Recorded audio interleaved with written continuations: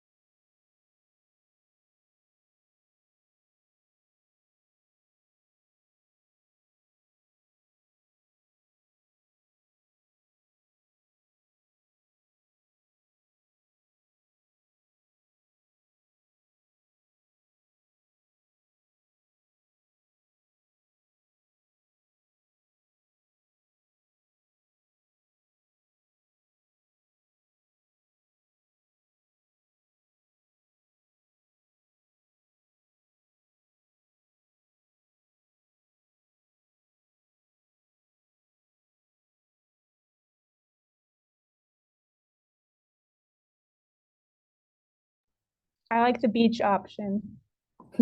Ed. Thank you. Thank you very much.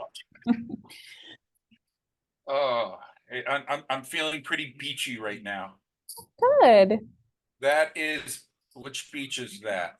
That is Exuma in the Bahamas. Oh, wow. It is currently cloudy and gray here in DC. So I'm feeling sad and inspired. Well, it's cloudy and gray, but I'm wearing shorts here, so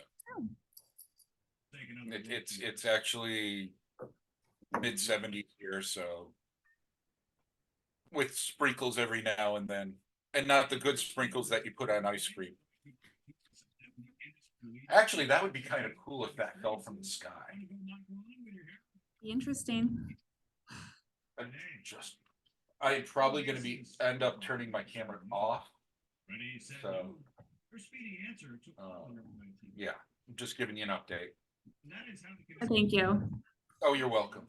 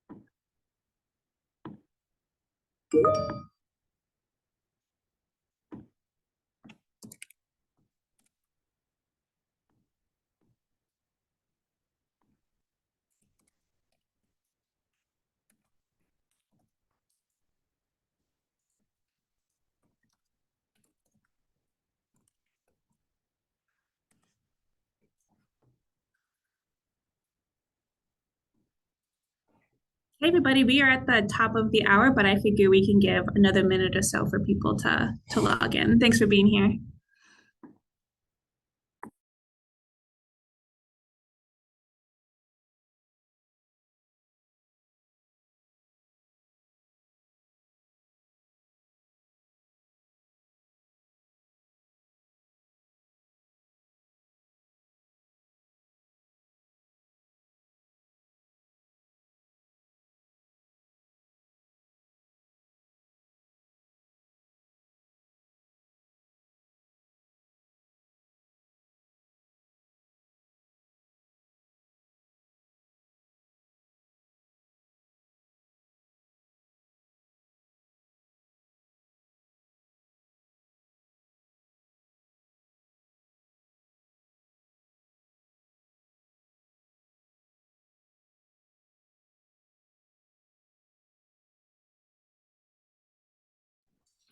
All right, I'm going to jump in and get started. I'm starting with just logistics for a second. So hopefully folks don't mind if they miss that a little bit. Just for if you weren't able to join us yesterday, just a couple of reminders. You probably noticed when you first signed in that we are recording this.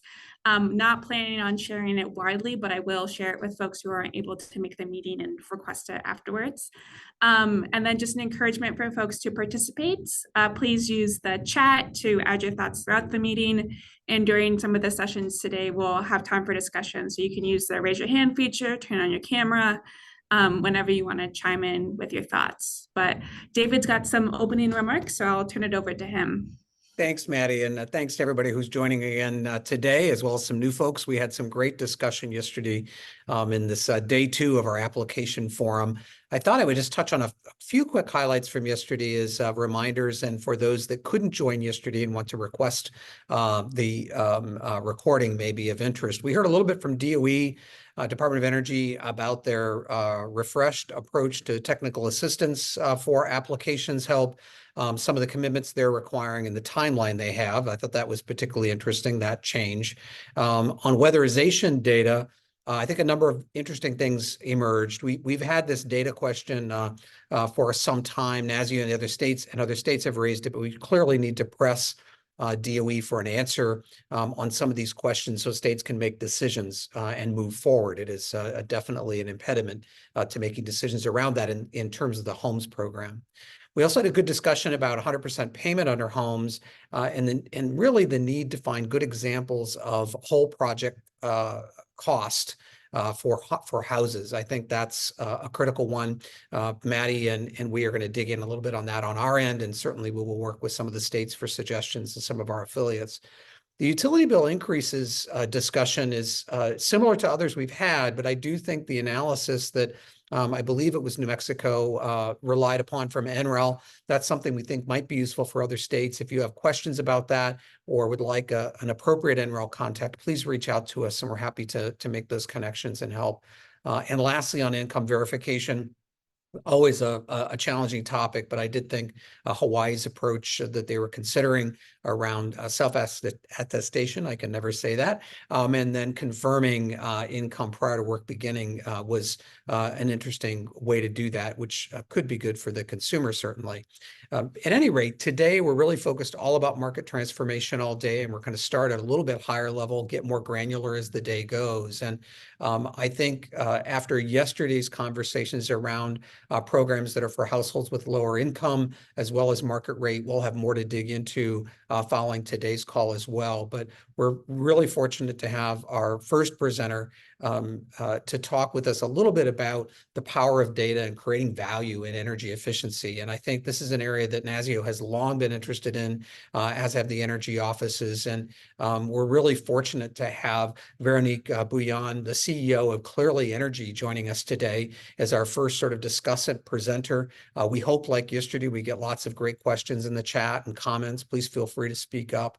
But one of Clearly Energy's areas of interest they've been working in is analyzing portfolios of residential mortgages and greenhouse gas impacts from that. Just a lot of really great work. So we're super pleased to have Veronique with us today, and I'm going to turn it over to you to kick us off. Thank you. All right. Hi, everybody. hopefully this switches to, oh, hang on. This is not the right thing, right?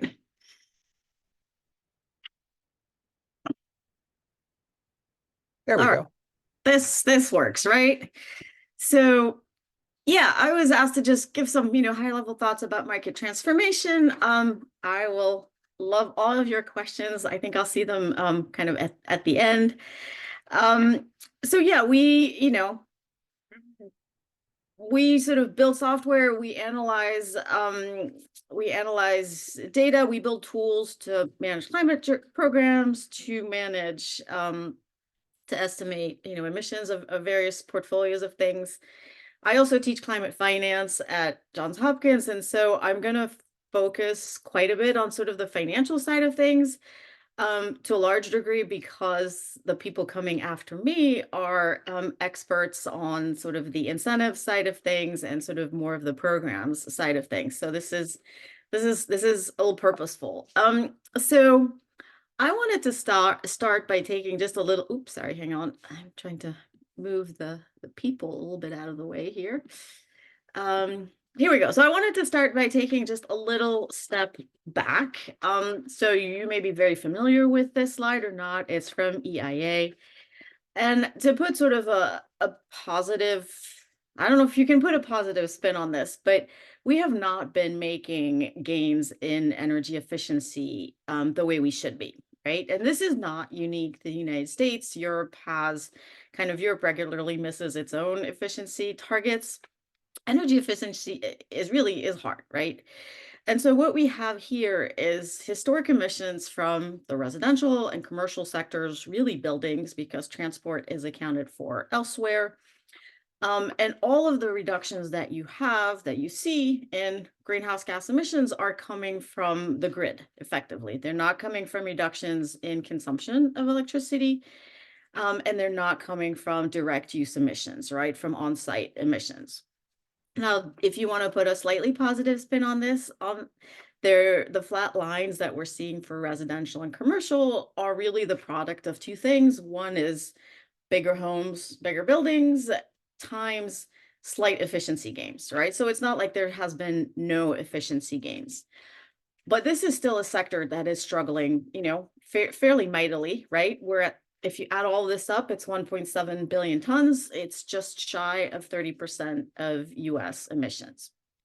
So, so what are the challenges, right? So I'm looking quickly at challenges with residential retrofits, and very quickly, I know the focus here is residential, so I'll give a few examples on commercial, but not much. So on the residential side, for the vast majority of homeowners, the reality is that even with incentives included, you can't afford major efficiency improvements, heat pumps or weatherization out of pocket, right? And most of those will need to be financed.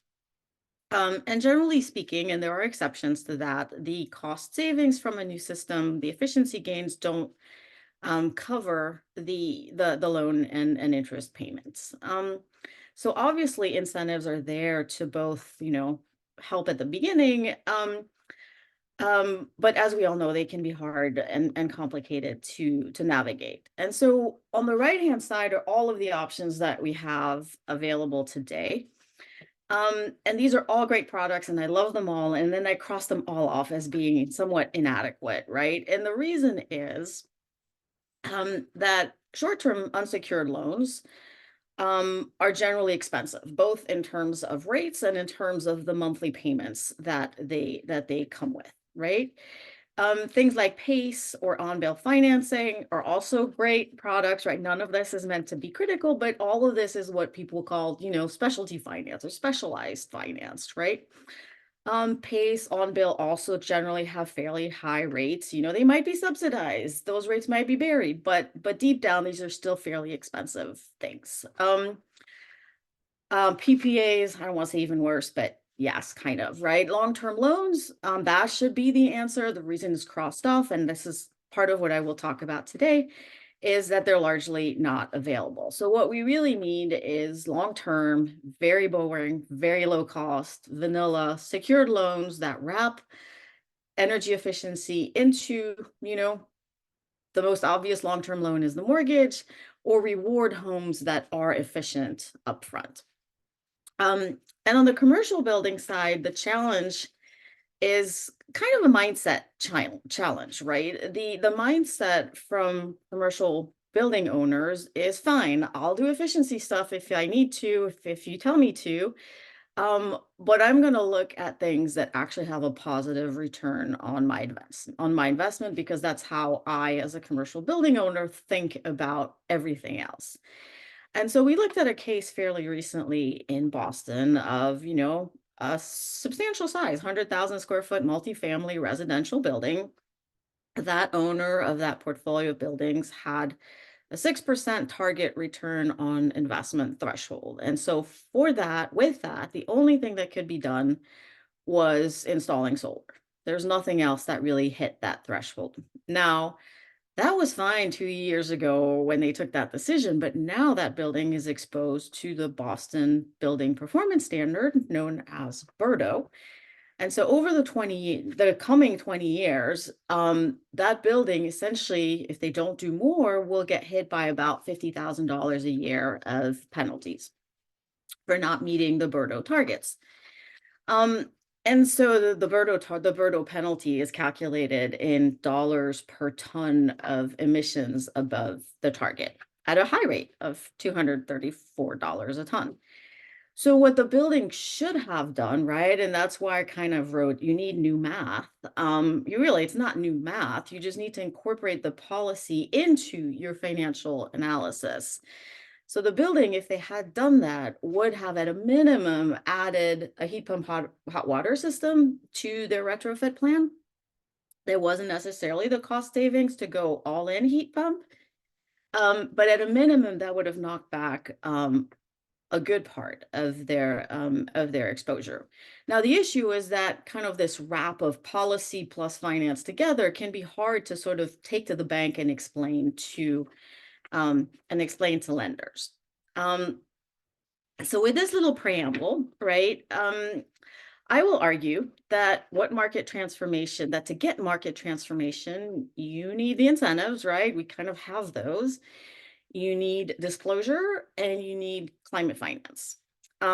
So there are people, notably, I think Mrs. Glickman, who is following, much more qualified than I am to talk about incentives. Therefore, I will really do no more than that, except that the outstanding issues are, I think, things that you've been discussing. They're hard to navigate. Homeowners are not necessarily aware. What can you stack? Some things come as, cash rebates, and some things come as tax rebates. And how do you kind of stack all of that to make it really easy to get projects done? So the second piece is disclosure. So there are really two forms of disclosure that I'm discussing here. The first is just the simple disclosure, right? It's public information of home or building energy consumption information. And the other kind is disclosure of greenhouse gas emissions by lenders in particular. So in the first category, we are making, I would argue, a ton of progress on the commercial building side, right? Benchmarking programs are kind of literally mushrooming across the country. They only cover larger buildings, but they do cover multifamily residential buildings, typically, not always. And what a benchmarking program does is it forces all of those larger buildings to report their energy consumption data on an annual basis. And generally that data becomes public in some form. So those programs are great. They sometimes go further, and that's what a building performance standard is. That's a target on, target of some form, could be energy use, could be greenhouse gas, could be even something else. And we manage, a lot of these benchmarking and building performance standard programs from a data standpoint. And some jurisdictions are taking that step, but it can be a hard step to take. Now on the residential side, and I believe the speaker also will kind of talk about this, hopefully the residential equivalent of this disclosure is really lacking, right? There's kind of a real shortage of good residential energy, home level energy information. Now, part of what we do is we can model it. We model it for various real estate folks. We model it for various financials, whether it's modeling costs, whether it's modeling greenhouse gas emissions. And that's perfectly fine as sort of a first step, but it's also not the equivalent of, for example, a European Energy Performance Certificate, which is a certificate that is required to sell or rent any building across all of Europe, right? It's not necessarily completely common equivalent across Europe, but the design is standard, right? It's a grade. You get an A or B down to G. So the other form of disclosure, right, is large financials being forced to disclose the emissions of their portfolio. So last week, the Securities and Exchange Commission unveiled kind of a slightly watered down set of disclosure rules. But that really doesn't matter because California has an actual law on the books, which effectively forces all of the large entities doing business in the state to disclose not just the emissions of, not just their internal emissions, right, but the emissions of their portfolios, which is what's called Scope 3 here in this context. So every loan somehow in their portfolio, meaning every home mortgage, every car loan, will not at that level of detail, obviously, right? But that level in aggregate will have to be disclosed, which means it'll have to be modeled, and that's a pretty nice impetus for better data.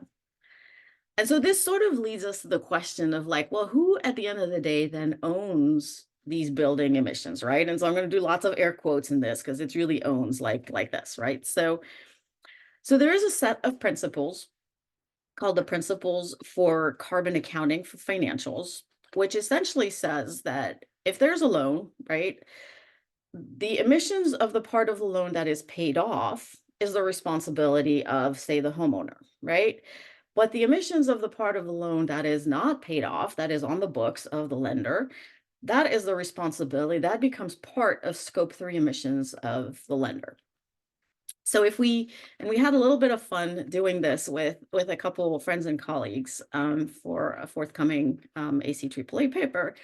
If you look at the aggregate, this is super high level. Don't quote these numbers really at any kind of level of detail. Residential real estate is a $50 trillion market. Commercial real estate is about 20. That's the second column there. I already mentioned that in aggregate, those two are 1.7 billion tons together of greenhouse gas emissions. And about a quarter of that aggregate real estate value is in a form of loan, right? And so that means effectively there is 471 million metric tons of emissions that belong to the lenders. And that breaks down into 178 million for the so-called GSEs, better known as Fannie Mae and Freddie Mac, 139 million tons for kind of your average banks, and 89 million tons for pools of securities, mortgage-backed securities that have been issued. And again, lots of air quotes around this, right? So that's one example of like how this disclosure is gonna, where those emissions are sitting and what's gonna have to be disclosed. And the second example here is what happens when you actually have this kind of public disclosure. So this is a kind of neat example that was put together for New York City by the folks at the NYU Stern Sustainable Center. I forget exactly what they're called, but something like that. So New York City has a building performance standard called Local Law 97, which sets targets on all larger buildings. I picked really at random a building. Okay, I did put JP Morgan Chase, but that was kind of random too. So this building emits 388 metric tons. It has a target of 295 in 2024 and 87 in 2030. So clearly it's got a bit of work to do. And so for this building, what the folks at NYU did for every building in New York City is they overlaid this public disclosure information with information on who was holding these mortgages. And commercial building mortgages can be complicated. There's often multiple lenders, but in this case, we know it's JP Morgan. So we now have some really, really valuable information, right? We know that this building is exposed to, you know, $24,000 a year of penalties in 2024, growing to $56,000 or $57,000 of penalties a year in 2030. We know who they are, we know who their lender are. We can kind of go and target them with proactive kind of marketing towards trying to get them to improve the efficiency of the building. So the last piece of my sort of, you know, drivers of market transformation is climate finance. So here's one thing which I would be surprised if there was really even anybody in this audience knew, but at this point, 1 in 6 new European mortgages is a green mortgage. And 3 or 4 years ago, that market did not even exist, which does show that market transformation and even rapid market transformation is possible. And this all got started because Barclays, the bank, decided that any home buyer buying a home with an A or B energy performance certificate would get a break on their interest rate or some cash back. And so at this point in the UK alone, there are more than 60 green mortgage products. They are very common in all of Scandinavia, the Netherlands, and they're spreading quite rapidly across the rest of Europe. And there's sort of two kinds. One rewards pre-existing efficiency, and one rewards making efficiency improvements and wrapping those into the mortgage. And so we did something similar with a couple partners in Vermont with what was then the Vermont State Employee Credit Union, and applied essentially the same idea that if you discounted the rate, you could make it attractive for people to wrap in efficiency improvements into their mortgage. And that was 2 years ago, 3 years ago, when mortgage rates were great. Obviously, it's a little harder now, but we might be, you know, hitting a new wave of refinancing in the not too distant futures.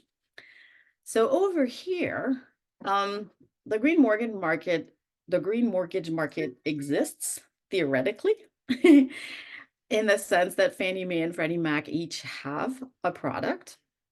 And so my co-author on this forthcoming paper, Rita Ballesteros, canvassed not just the 10 largest originators of mortgages, so entities like Rocket Mortgage that just, you know, they produce them and then they pass them on to Fannie Mae and Freddie Mac, and the 10 largest, you know, mortgage lenders, to see who sold these products. And only one, and it was actually also JP Morgan, which is why I use them, even mentions them. They probably have issued 3, and even then I'm probably generous.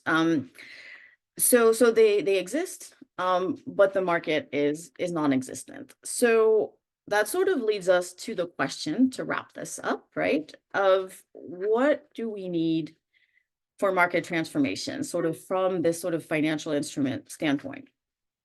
So what I think we need is fundamentally a product that's cheap, right? There's nothing wrong with specialist finance. It always needs to come first, right? All of these product types that I talked about, but fundamentally, you know, it's a specialized sales force. They're sort of all individual, and what we need is something that kind of literally every mortgage originator in the country can sell and can do easily.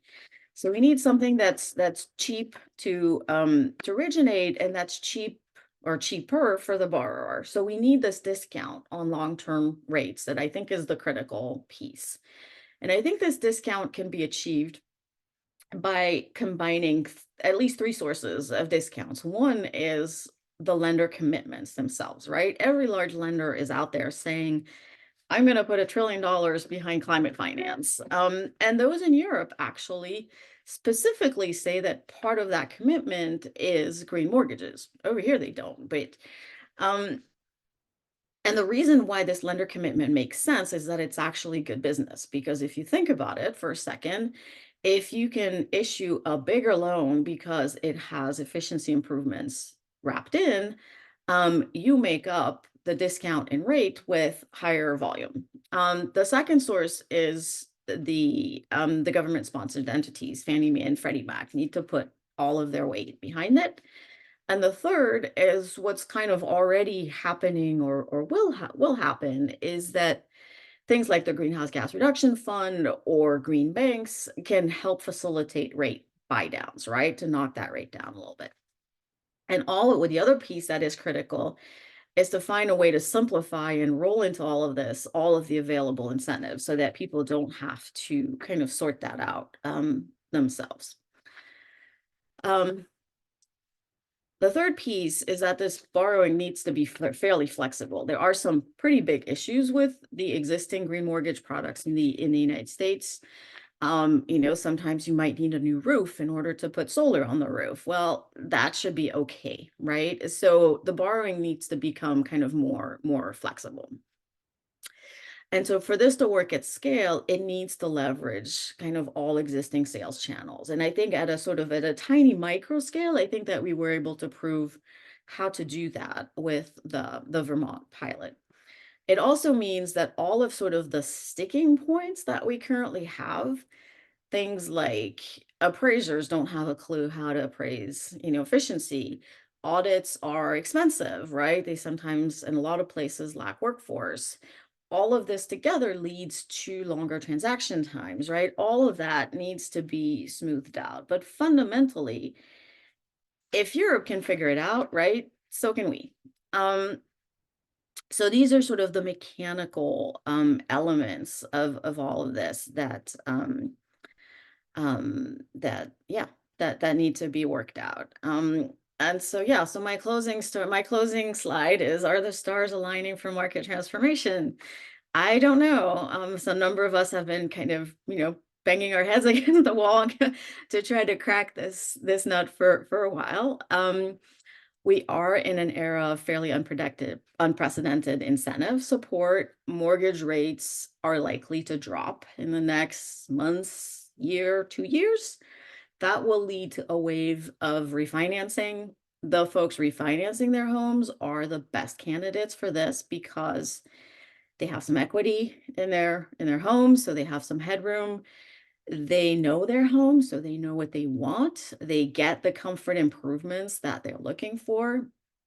And yeah, they have this ability to potentially borrow a little bit more. And the third piece of the alignment, right, is that the entire financial space now has to internalize both climate risk and disclose, and portfolio level emissions, which little kind of tiny level, this is now also their problem. And they have a little bit of an incentive to try to start tackling that problem. So that was what I had for today. Thank you, Verdi. That was excellent. And this has always been a topic of high interest. That's why Maddie assigned this session to me, which I was really pleased about. We'll have a few questions. I see one has already come in, and while you're getting your questions around, and maybe Maddie and others want to add to those, you started to answer a question that I had, and I guess I think I understood it, which it's sort of the conundrum I always wonder about when we talk about home energy score or Pearl or other rating tools, which we all think are terrific. The timing of that for the homeowner. I've bought and sold a disproportionate number of houses. I can't seem to stay one place long enough. And I find that I hate to spend money on a house that I'm getting ready to sell. And whether I love to or not, I spend a lot of money when I buy the house doing things to it. And you mentioned in your end of your comments about refinancing or home equity lines, however you like to think about it. What are the sort of data or disclosure? What's the timing of that? Is it a Fannie and Freddie product around that refinancing that requires some type of assessment, labeling, home energy score? is that the best time? I think you kind of alluded to that as, you know, I have my home and I want to make these improvements. I have some incentives. And we've often heard about doing this prior to a sale, but I really think this is an after the sale opportunity. I just wonder if you could talk a little bit about that interaction and the kind of data that might be useful. You have the home, you're working with people in that space with rebates, et cetera. From your perspective, what kind of data is most helpful at that stage? Yeah, so both the existing Fannie and Freddie product require a home energy audit of some sort. I think both pre and post. I don't know if somebody there knows for sure. Um, we certainly did pre and post home energy scores in the Vermont pilot that we did. And that's why it's so much easier to do with people refinancing, is because they are in the home. You don't have to sort of have the extra hurdle of getting an auditor in the home. But both the audit and the appraisal are major sticking points, in the sense of they potentially create time delays. They're not always easily available. Go and find yourself a green appraiser somewhere in, in Montana. Good luck. Um, so I think that that's kind of why these sort of mechanical elements are critical. I think there's, obviously, we're part of what we do from the tools development standpoint is to try to simplify the data collection element of all of this, so that you remove some of these roadblocks. And I'm sure that David Haslam has thoughts about the home energy score side of things, but both of these mortgage products allow one of several. So home energy score, there's several others.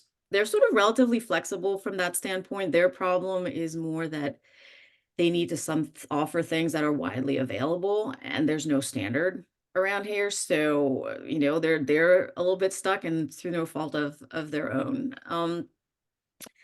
Yeah, so that's sort of the data question, but that's part of the reason why refinances are easier, because the people are in the home. You got one fewer issues to sort That out. makes sense. And maybe a great follow-on, good question for Bettina in the chat. What are the big differentiators that you might see among those 60 different green mortgage products in Europe? Do you think that's a positive that there are so many different types? There are different ones. Well, so the reason there's so many is simply because every bank offers them, right? I So see. they're not 60 different products. There's really only 2 flavors of products. There's just many banks, which is great, right? That's kind of what we're going for, is it becomes normal. It becomes part of the offering of every major lender, right? When Rita Ballesteros over here surveyed all the major lenders, she had to really scrap the pages to find one that offered something. So yeah, the number is simply because there's many lenders. There's really 2 big flavors. One is you have an efficient home, you are rewarded through a lower rate, so that efficiency is pre-existing. And I think part of the rationale, and there's been several really interesting studies behind that, is that effectively does lower the risk for the lender, because the borrower then they know upfront that there's lower energy cost, lower energy burden, and so that sort of de-risks the mortgage, and therefore that they can then reward that back in the form of a cashback or a reduced rate. The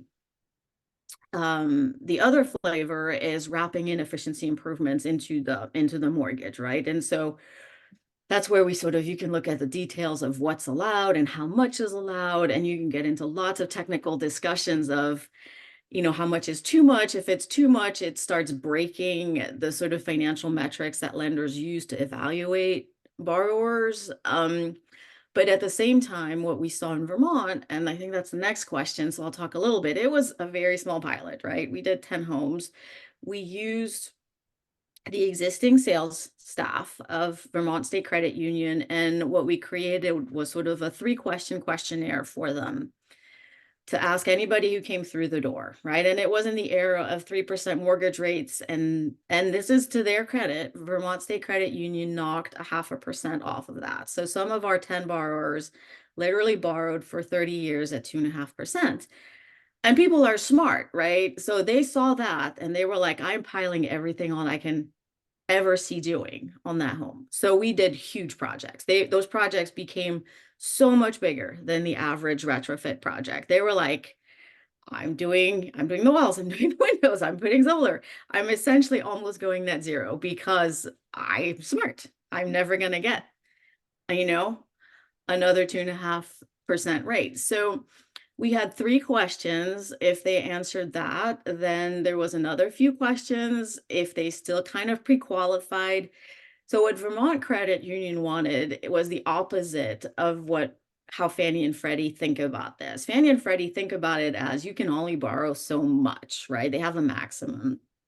And the way Vermont State Credit Union thought was, well, we're not knock 0.5%, but we want a minimum of 10% more borrowing to make it up, right? Sure. So we kind of pre-qualify people like, okay, what do you think you might want to do? And we had like very ballpark cost estimates and said, okay, that'll work. And then we passed them on to a very high level specialist named Richard Fazy, um, who helped them navigate kind of everything else, the incentives, the audit. We had set up auditors. We actually had to train them because they didn't exist, right? That's part of the problem with the workforce side. So yeah, we had pre-staged everything and it was tiny, but it I think as proof of concept, it actually worked quite well. Excellent. I think a lot of things that I heard in that description that would be of good follow-up interest. So if you have any suggestions to point us for the information, that would be terrific. We'll make sure and share it. Yeah, I will. There was an AC AAA paper written by Richard Fazy and others at 2 years ago's conference. So I will try to dig that up and put it in the chat. Thank you. Appreciate it. Other questions there are no other questions in the chat, but other questions from the group or from Maddie or from others? Yep, sorry, I'm trying to turn on my camera to ask a question. Thanks for being here.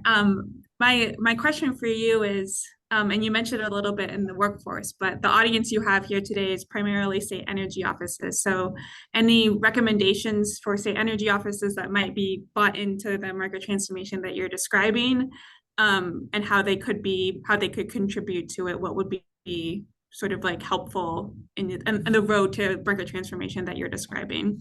Mm-hmm. Yeah, I don't know that state energy officials have a lot of power over the financial sector, but I think they certainly can help in the sense of, helping think through and in a way, I think that's going to be necessary and required as part of a lot of these incentive programs that are being rolled out. You're going to have to crack sort of how do you make a cheap audit that you can just, crank through because you're going to need to do a lot of them anyway for the incentives. So, the two big sticking points are the audit and the appraisal. Because in both cases there's workforce shortages and there's expertise shortage. So helping crack those two nuts, I think is where state energy officials can really provide incredible value. Good thought. Good thoughts. Other questions from anybody in the group? Okay, and a thank you to Daniel Riley and to David Heslam for their links in the chat. If anybody missed those, take a look. Those are both super relevant to the conversation. And Veronique, before we wrap up, any final thoughts or comments before we close? No, I mean, there's things, there are things bubbling below the surface, right? There's things I obviously can't speak about. I think there's a few more steps to go, but the large lenders kind of maybe not the Rocket Mortgage of the world, right? They're not there yet.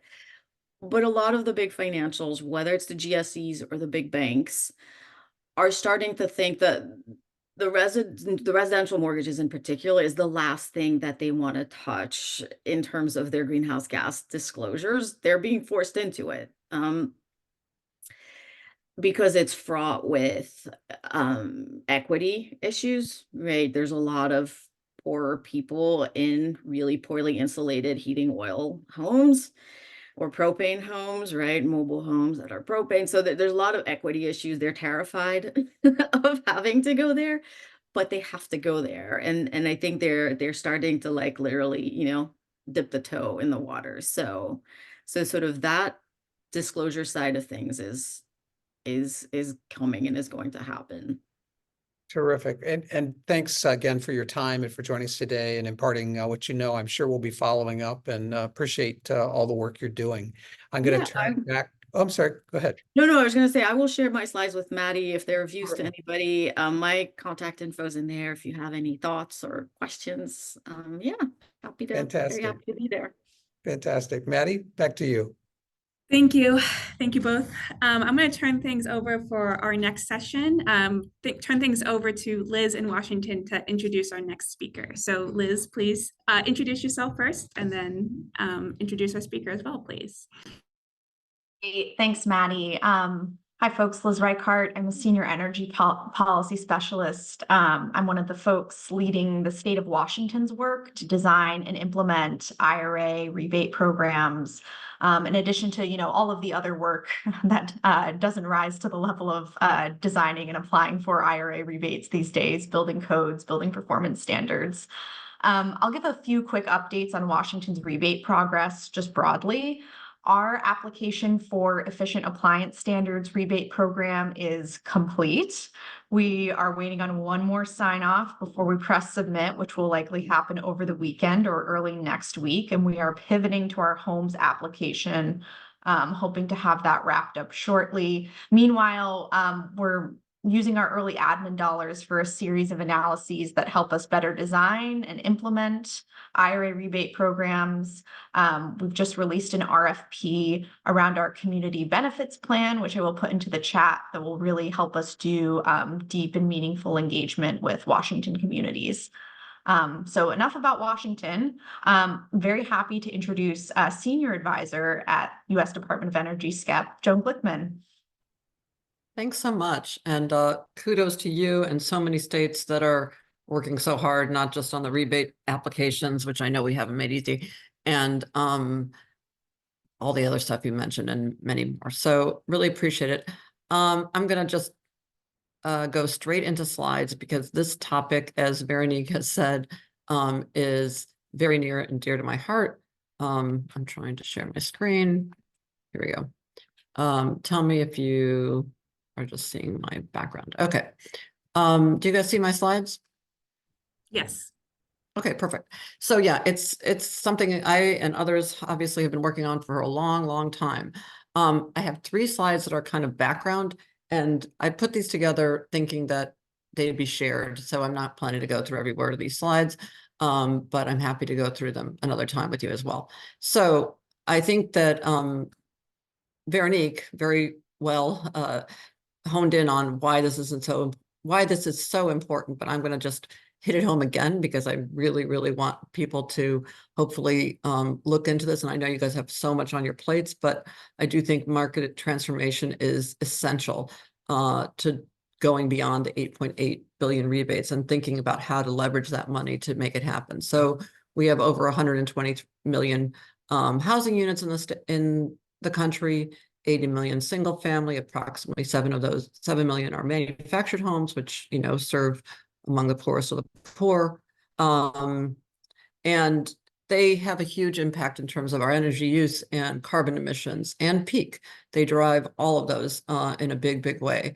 We also know that, 70% of today's homes or buildings will actually be in use still in 2050. So we can't just rely on new construction, which has its own problems in terms of life cycle carbon and all sorts of things. And as Veronique said, it's so insignificant, the amount of nothing to take away from those who are doing it, but there's just very little demand for efficiency improvements. So what can we do to make that a reality? Unfortunately, while the rebate funds are great, they're going to touch approximately 1 million homes of these 120 million units and homes in the country. So it's just a tiny drop in the bucket. And, many of those upgrades are still not even going to be going to nearly the level of efficiency that we hope and need our country's residences to get to. I'm sorry, somebody's cleaning my windows right now, so hopefully it's not too much background noise. So the way we were thinking about this in my former job, and I still think I like this this life cycle, which Maddie Salzman helped develop. back when she was here at DOE, is that there's some big opportunities when you think about the different points in life cycle. So there's obviously at new construction, we need to make sure that those are zero energy.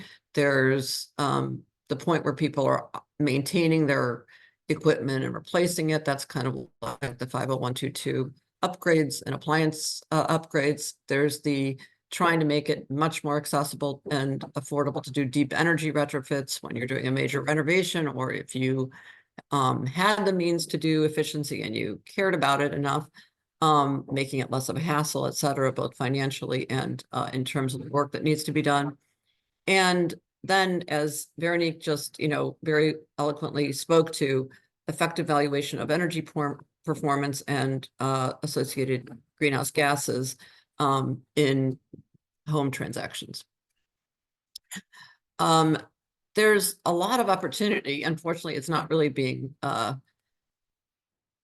seized at this point, but I'm not going to go into all these details. There's just a lot of money spent on upgrades and on replacements. There's tons of money spent at point of sale and point of, obviously there's opportunity at point of rent, leasing as well.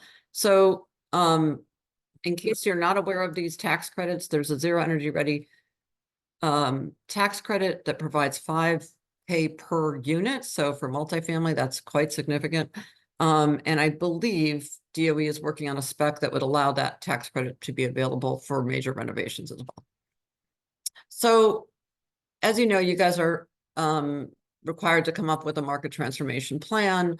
There's a lot that you can put in there. Originally, I was going to kind of go through the 4 areas that I think you have speakers on, but I'm just kind of giving you my pet ones right now instead. So the third-party certificates are a huge opportunity in 50121. I think key to that is ensuring that at least some of that information is based on consistent measurement of a home's energy performance. Obviously, particularly after the upgrades are done. So you've heard about home energy score. I'm sure many and most of you potentially are at least somewhat familiar with it. It is DOE's way of providing metrics that are generated through a consistent method and are based on consistent ways that you collect that information. So there's a ton of analysis that went into creating this, that went into improving it and making sure it actually does predict effectively what a home's energy use will be. It is currently recognized by these different entities. And as Veronique pointed out, it's so niche right now that it's not making a difference. But at least what I've heard from my BTO colleagues is that Fannie says they're going to be using it in all of their products. They have to be official scores. They have to be, and it's really not the score that matters. If you don't like the 10-point scale, it doesn't really matter. It's really the efficiency. I mean, it's the metric of how much energy that home is expected to use, because that really translates into how much it's going to cost to operate. It also translates into the GHG associated greenhouse gas emissions associated with that. And fortunately, these folks are now going to have to speak to those and address it over time. So it's a great way that if it were being used, and we hope it will be used much more broadly, it is an important, useful way for us to get that financing into the market, which we know is just not available, and it doesn't get reflected in appraisals. All of those improvements and motivations for doing the improvements are just not there. Part of that is that we just don't have enough people doing it, and obviously not being recognized at point of sale, so it doesn't really drive it, except in markets where they are widely used. Getting beyond the home energy score and the certificates and valuing efficiency, so you really drive it. Another pet one of mine is improving, and it's not just mine, obviously lots of people talk about this, is improving the delivery models for efficiency upgrades. We know that between 60 and 90% of HVAC systems are installed improperly. That could vary from really bad to just somewhat bad, but they result in not having reduced efficiency and having higher bills, giving people poor, experience of these technologies that we're trying to push and encourage, greater maintenance costs, and unfortunately, leakages of refrigerants that have a huge impact on our greenhouse gases as well.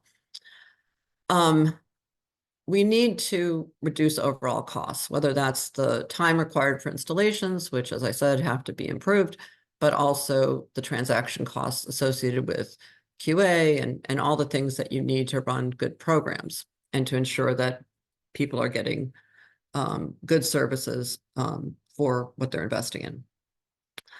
So some of the ways that I'm thinking that you and others can work to improve all this is you need to strategize, like, how are you going to get the biggest bang for your buck in terms of ways to address the installation? So that's training, standards for the workforce, documentation of the installation that you require, diagnostics that you require, and inspections and follow-up. And from what I've heard, unfortunately, a lot of programs don't actually have the follow-up where they kick contractors out of programs, et cetera. So there really has to be that stick to encourage or motivate people to do a good job. And there are ways, though, to not spend all of your money and time, and you really can't because people won't pay for it, on doing all these things. So there are ways that you could do smaller investments in terms of having people document installation. This is a really simplistic one, but obviously it doesn't take very long for a contractor or inspector to go around and check that all the vents are providing, output, that they're actually connected to the ducts in the case of if it's a duct connected system.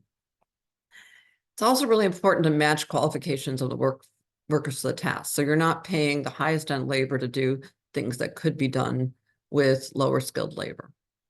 There's also an opportunity to use your purchasing power to drive manufacturer integration of what we call AFDD, automated fault detection and diagnostics. It's basically like the check engine light, which everyone takes advantage of and relies on, even if it goes off sometimes when you don't want it to go off and it doesn't mean anything, but to take it in to a mechanic and to see what is the problem, and for them to then use their own, IT capabilities to quickly diagnose it. The only reason they're in our cars is it was required by the Clean Air Act. But there isn't that requirement for HVAC, and we really need to make sure that all the products that people are getting include that and that they're easy to use. I just found out that the Mitsubishi heat pump that I just had installed, and then a colleague of mine had another one installed, not to plug any specific manufacturer, but I happened to be meeting with them and I was asking them about AFDD, and they said, well, it's in all of our products. And, I don't know what the extent is of what that AFDD is, but I do know that neither my colleague or I knew that that was part of the system. It turns out you can use something on your phone that tells you, and you can have an alert sent to your contractor.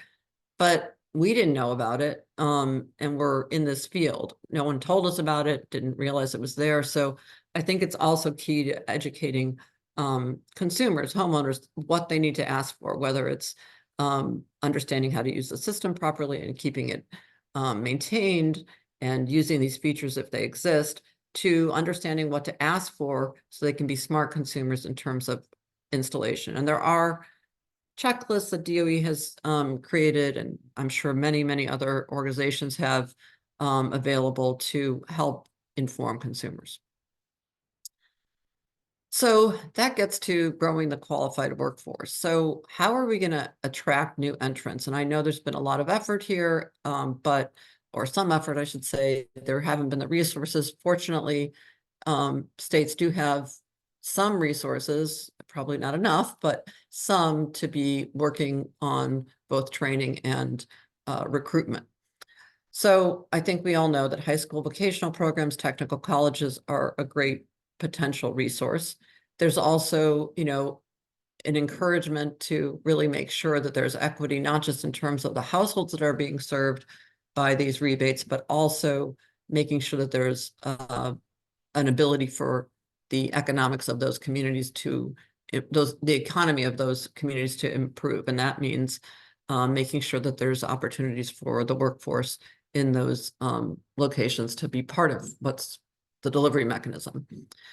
I think part of the way to attract workforce is to make it appealing. So we've realized in the past that, you know, if you just hire up a bunch of people and train them for a short-term opportunity, it's not really a good idea.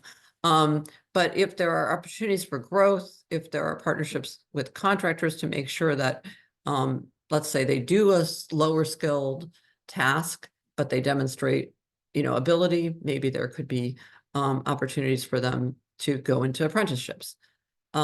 It's great if there could be an understanding and a promotion of the fact that this training that they could have at a lower level can be relevant to multiple career pathways, whether it's trades, you know, new construction, home inspectors, you know, being more knowledgeable in the real estate sector or property management, or there's probably others that I haven't thought of. And then connecting it to what people care about. And, you know, that's a lot of different things. Some, you know, young students might like the tech side, and there obviously is more tech to the products that we are having installed in our homes. There's the green jobs for those who are interested in that aspect and slant on it. And then there's the customer service, which I know a lot of people are good at, some more than others, but you know, that's another thing that might appeal to certain of these people entering the workforce. So I think the key is not just getting a bunch of people to hopefully enter HVAC contractor, you know, firms. That would be great, but it requires a fair amount of training. And I think one of the things that you might think about is where you're going to be able to use, whether it's low cost training that has lower cost barriers, lower barriers of entry into the market. I used to manage home energy score, so I know what the qualified assessor piece is, and I'm using that as an example. So it offers free training. They're working on simplifying what it even takes to become a qualified assessor. And so, for instance, if you got, you know, people to go into that method of that, you know, that specific niche qualification, they could not only do home energy scores, but they could do data collection for assessments. They could, that's home energy scores recognized as a BPI 24 path for when you don't have the opportunity to do calibration because you have delivered fuels or because someone hasn't lived there for the last 12 months, so you don't have a good reflection of how they use energy. So I think it's a question of like trying to map out what are the things you want people to do with the kinds of skills they need for that, and not just automatically jumping to the highest end, because that can also save you on money, save on costs. I would say that another thing that these folks or others who haven't been as highly trained could do are like triaged inspections, where they could do the simple walkthrough, which, you know, could require very minimal types of small, you know, diagnostics with manometers or whatever it is that you would require, or again, checking the vents. And then your programs could really target their quality inspections to where they're finding problems. So the fact is that I think you can pay people, you know, $50 or $75, you know, depending on the market. Maybe it's a little more. I know that a lot of high school students, even here where I live, which is a relatively affluent part of the country, that's not, you know, peanuts to them. So it's not the same rate that you would have to pay other contractors. So with that, I'm going to close and just say, these are just a few of the opportunities that I've raised. There's lots of others. I'm happy to brainstorm with any of the states. If you're interested, please contact your project office or CC me, because they're probably more reliable than I am at setting up times. But feel free to also contact me by text, and I will be happy to meet with you. And thank you for the opportunity to chat. I'm trying to stop sharing, but I'm having trouble. Sorry. I'll look at it the whole time. That's okay. Okay, there you go. Thank you, Joan. And I'll just offer up as well, if anyone has follow-up questions, I'm happy to funnel them towards Joan if you'd like. But Joan, you have perfect timing to transition us to our next panel. So I'm going to turn things over to Bettina so that she can get started with our next session. Hey everyone, good afternoon. Thank you so much, Veronique, and thank you, Joan. All right, we have, Maddie, you'll have to correct me if I'm wrong. We have 2 sessions and I'll be moderating both of them. That will bring us into 4:15 today. And then do we have something after that, or is that close? 4:15, we've got closing remarks. Okay. It'll only take a few minutes, but Okay. we'll be close to the close. All right, so the bulk of the rest of our time together will be these next 2 sessions, still focused on market transformation. And just to introduce myself, I'm Bettina Bergu. I'm the Associate Director for Energy Efficiency and Financing here at Virginia Department of Energy. I am joined on the webinar today by Haja Dambuya. She joined us, can't believe it's been 6 months, but about 6 months ago. She's our Home Energy Rebates Program Manager. So hopefully lots of y'all will get a chance to meet her over the coming months and years. So the way that today is going to be broken out is we're going to have 2 sessions, each an hour, and we have the same 4 presenters for each of them. So we're going to hear from David Haslam, Executive Director of Earth Advantage, Robin LeBaron, President and Co-founder of Pearl Certification, Robin Yoakum, Director of Partnerships and Programs at the Building Performance Association, and Jingjing Liu, Program Manager in the Building Technology and Urban Systems Division at LBNL. So really great group, and I will leave it to the presenters to introduce themselves more and what their organizations do. The first hour that we have here is going to be a bit more conceptual, if I understand the development of the sessions right. We're going to be talking about theory of change, right? When we talk about market transformation, what does that mean to these organizations? And then in the second hour, we're going to get into a bit more of detail in terms of, okay, this is really resonating with me, especially what, that speaker said. How do I translate that into program design for my application for the home energy rebate programs?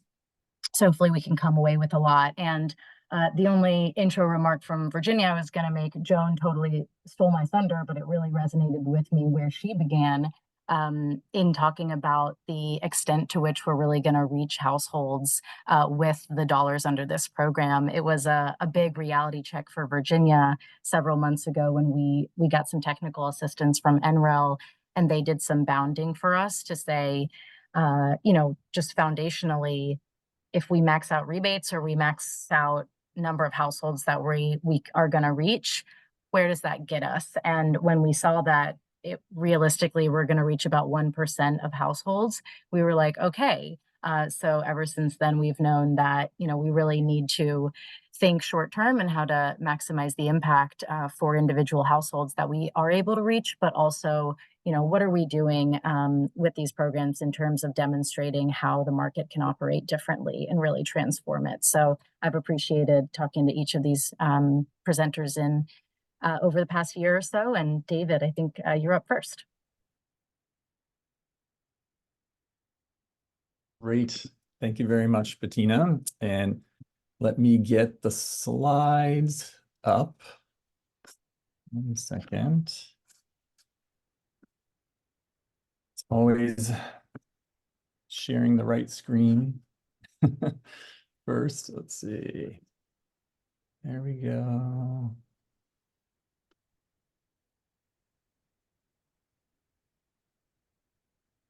All right. Can people see the slides at this point? Yes. Excellent. All right. Thank you. And then what I always never remember is that you can't quite see the chat while you're presenting in this mode. So if there's any things that come up, please let me know. Yeah, David, if there's a clarifying question as you're going, I'll elevate that for you. All right. Thank you very much. And our format here is each of the 4 of us is going to take about 10 minutes in this section. And again, very happy to be here. I live in Oregon, where I'm the executive director of Earth Advantage. Just a second on my personal background, I used to be a contractor that was focused just on trying to do more sustainable residential construction. I started that in the 90s, did that throughout the 2000s. Was lucky enough, living in Oregon, that I had great customers who really wanted to see how they could have like a really efficient home, a really healthy home. But it was like actually like doing the first net zero home in Oregon in 2003, and then like the first zero water home in 2004, and helping people with remodels. I started understanding the issues that are blocking when it comes to finance that Veronique was touching on. And it actually led me back then to think there's got to be like a way we can help all this with metrics. And then later, like in 2008, I moved over to work at this nonprofit because our nonprofit's vision is really about how we're going to create an informed and humane real estate marketplace. And so that informed part is where these metrics come into play, and that we need metrics for not only homeowners when they're making decisions, but for buyers and for sellers and for the lenders and the appraisers and the real estate agents. And when I got over to Earth Advantage, then I learned that, the Europeans had like already, as Veronique mentioned, years prior, they had already set a standard that all European Union nations were going to have a national metric system. And they all got to develop their own, but they were all in very close alignment with each other, and they had to meet a European set of standards. And so that has really kicked off over the years, like our involvement in this space. And I will say it did start for us with thinking about things at the local level. So, Maddie, in preparing for this, challenged us to say, okay, what is your vision of market transformation? And then how is that going to relate to these rebates?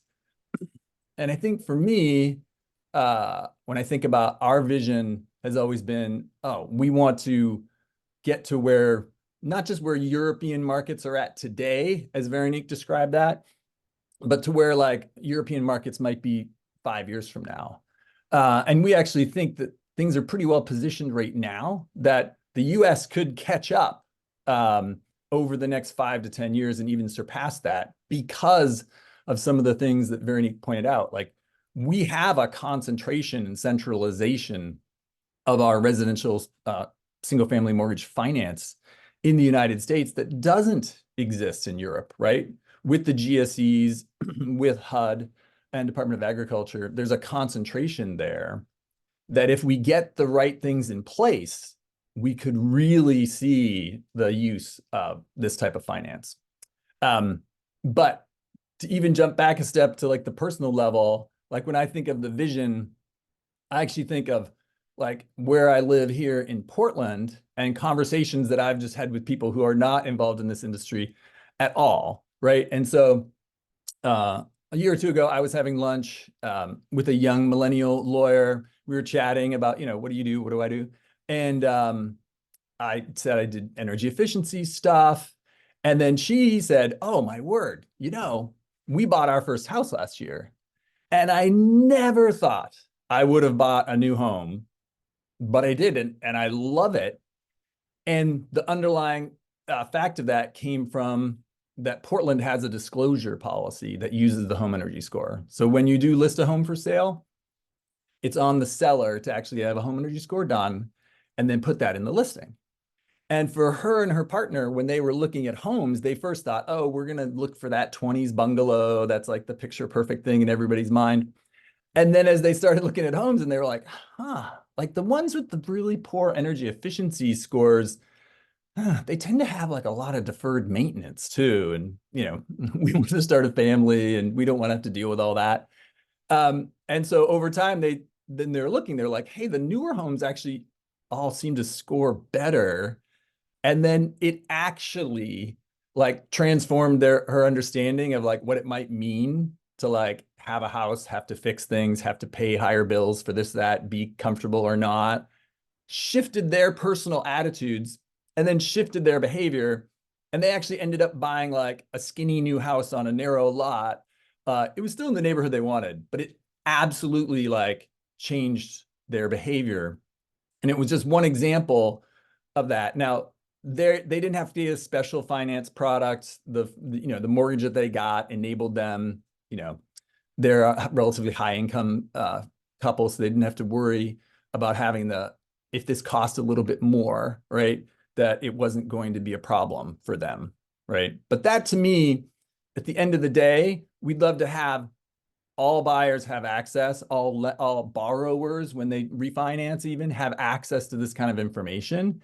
Whether saying this house is a good house, and yeah, I definitely want that, or if it's a house that needs help, identifying what the measures are and then being given, as Veronique pointed out, the capital to do something about it.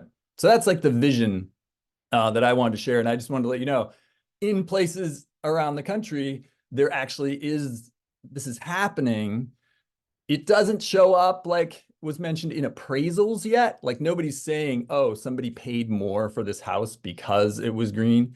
But academics have studied it, and I have resource slides later you can see where they actually show, for instance, in mandatory disclosure markets like Portland, for every 1 point improvement on a home energy score, there's roughly a 0.5% increase in the value of the home that the buyers and sellers have set themselves. And I would actually say, back to another thing Veronique said, it's actually pretty boring once this market transformation gets done, because this is not something like people go around talking about in a place like, Portland, but it's now something that everybody just understands, right? And if you're talking to your realtor and you're like, that 20s house has a home energy score of 5, and that's probably not very good. And they're like, well, actually 5's really good for a 1920s bungalow. Like there's a literacy that happened relatively quickly once it became common practice.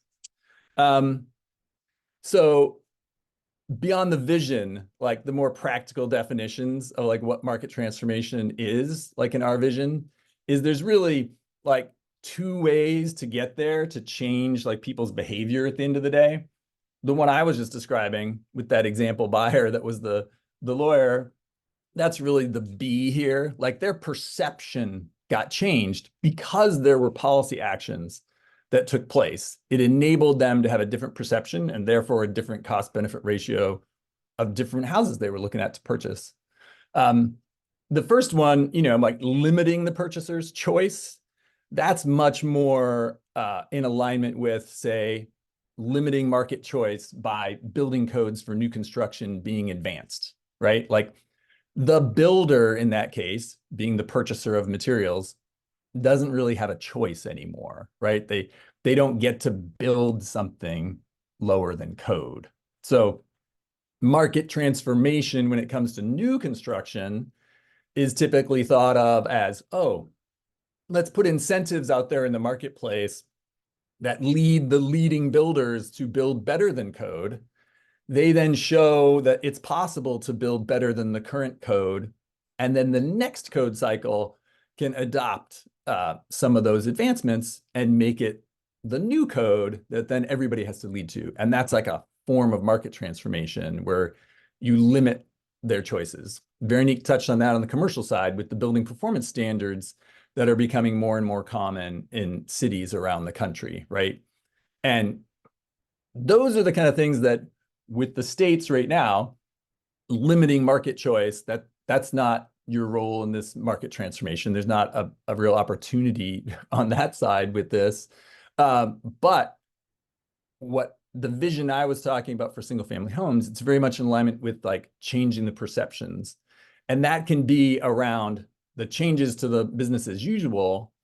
It may not be about mandatory disclosure, like I was talking about. Like these programs aren't going to have mandatory disclosure at time of listing. You can't force mandatory disclosure at time of loan origination, for instance, but you can make it a common practice that standard information like the home energy score report be delivered with rebates, right? Like that's One more minute, David. Great. And so this next slide, I'll just hit on the high points of like who really buys home energy upgrades. And the homeowners, they have a potential limitation that they don't have access to capital. When Veronique was talking about the lenders providing capital, the only thing I'll really add here is that it needs to be easy. And right now, the loans that exist, they don't use direct underwriting, and that's where it makes it really easy. And they need a national metric system to enable direct underwriting. And so that's where the states can come into play. This is what Joan had to say. The only thing I'll say here is the chance for you right now using this rebate money is to move the needle on this $500 billion that gets spent every year on home improvement. So more of it gets spent on decarbonizing. Because if we spend at the current rate, it's going to take 400 years to decarbonize our housing. And if we can reorient that, it'll only take 35 years. The last thing I know I'm 1 minute over, sorry, but this is really amazing to me. This just came out. I just saw this yesterday. If you're wondering if the people in your state are ready and are interested, the cost versus value report has been coming out for 20 plus years. The latest one that just came out shows that the number one thing viewed in value, and this is by 6,000 realtors responding to a survey, the number one thing in terms of value versus cost at the moment in the marketplace is doing electrification change on your heating system. And the place, interestingly, that it's most valuable is actually in the Intermountain West. It's just super interesting. The market is ready and ready for systems to make it work better. Thank you. Look forward to more conversation. I'll stop sharing now. Thanks, David. Those are great numbers to have. Thank you for, I assume, sharing your slides later so we can Yes, take they'll another all be look. I wish available. we were Yep. in that map. Good for those that are. I didn't see any clarifying questions, so let's just keep it moving and people can think about them. Robin, over to you. Wonderful. Thank you, Bettina. And I'm assuming you're going to pass me the baton to share my screen. There we go. Beautiful.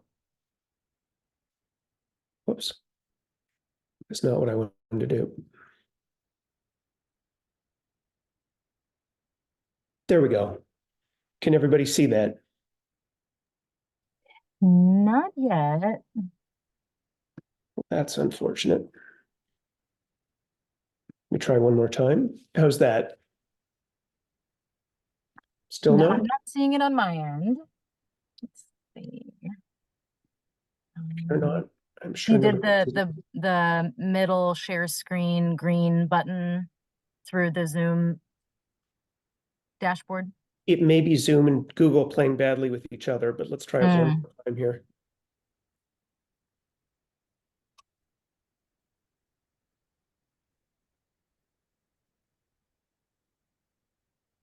Sorry, folks.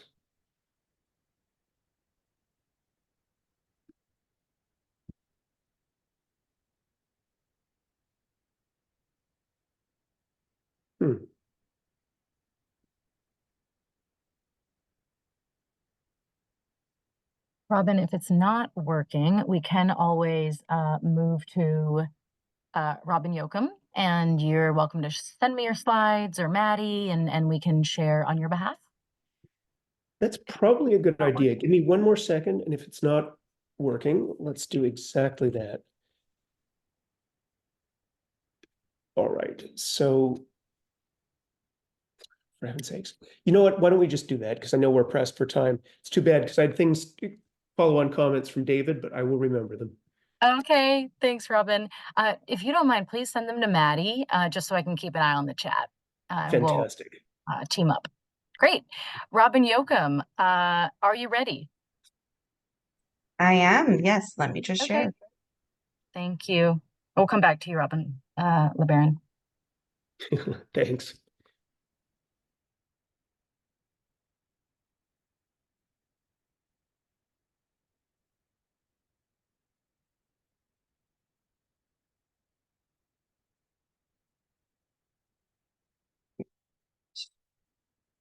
Give me 1 second. Share the wrong one.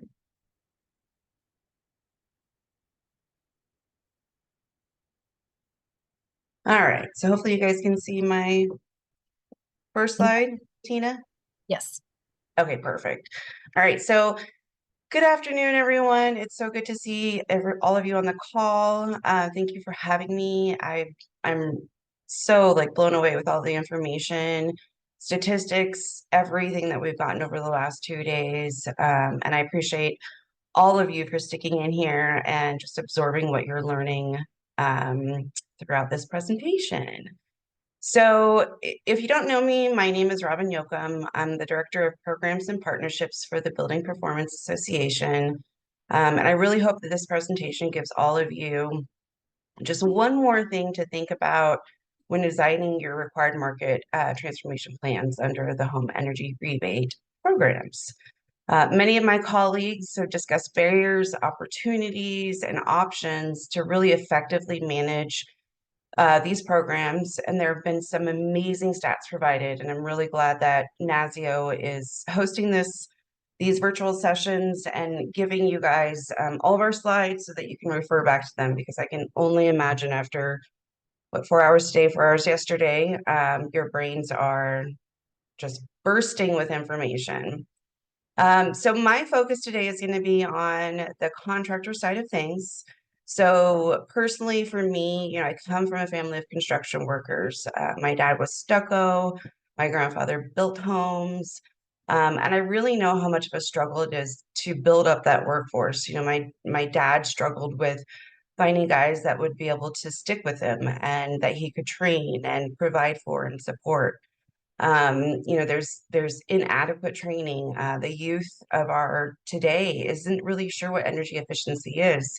Everybody knows what solar is, but energy efficiency just isn't at the top of mind for most of our youth. And we do feel like they are the workers of tomorrow, so we really need to build them. So before I get into why you all should prioritize sustainable business models of the home energy contractors in both of your applications, here's a little bit about BPA and who we are. And if I can get the right screen up, I will move the slide. There we go. All right, so BPA, we are a 501c6 industry association dedicated to expanding home and building performance, energy efficiency, businesses, and industries. We represent over 20,000 stakeholders, and that's growing every day, who work in the energy efficiency industry. Our mission is to advance a thriving industry delivering improved energy efficiency, health, and environmental performance of all buildings, but we do focus on existing residential buildings right now. However, we also understand the importance of constructing new residences to be the most efficient, safe, and comfortable homes throughout the nation. I'm sure we all know retrofits are much more expensive to the homeowner in the end, but if you build it to the newest energy code, as David prior to me was alluding to, you know, that is less expensive for the homeowner down the road when they do need to maybe upgrade their appliances or do something else that's very much less intensive than, say, insulation or air sealing. We do have certain goals, and these are all of them. I'm not going to read them out to you. You guys are going to get the slides later, but they're expansive. However, we firmly believe that this will help to ensure that energy efficiency careers are a household name, that my kid knows what it means when I say I work in the energy efficiency realm. Prior to me, the speaker said that, you know, he was having coffee. I think David said he was having coffee with somebody, and they, you know, talked about what they did, and it kind of made me giggle, because when people ask me, what do I do? You know, it was very simple a little over a year ago to say what I did. Now I'm like, I work in the energy efficiency world. I want to build the workforce. I want to make sure that our construction workers are noticed and that they're heard, and you know, that we understand the importance of building up that industry and making sure that they know the importance of it. Personal story here, I had to upgrade my HVAC system. I really wanted a heat pump. I live in northern Nevada, which is considered a colder climate, and I contacted at least 4 different contractors. There was only one that knew what I was asking for, and the price was astronomical. Everyone else told me, oh, you don't need that. So we really need to expose our kids to what this means. We need to expose the current workforce, and then we need to build that workforce for our future. We firmly believe that outreach, exposure, and education really needs to be thoughtful. And it can't just be, a fact sheet or a piece of paper that we hand someone.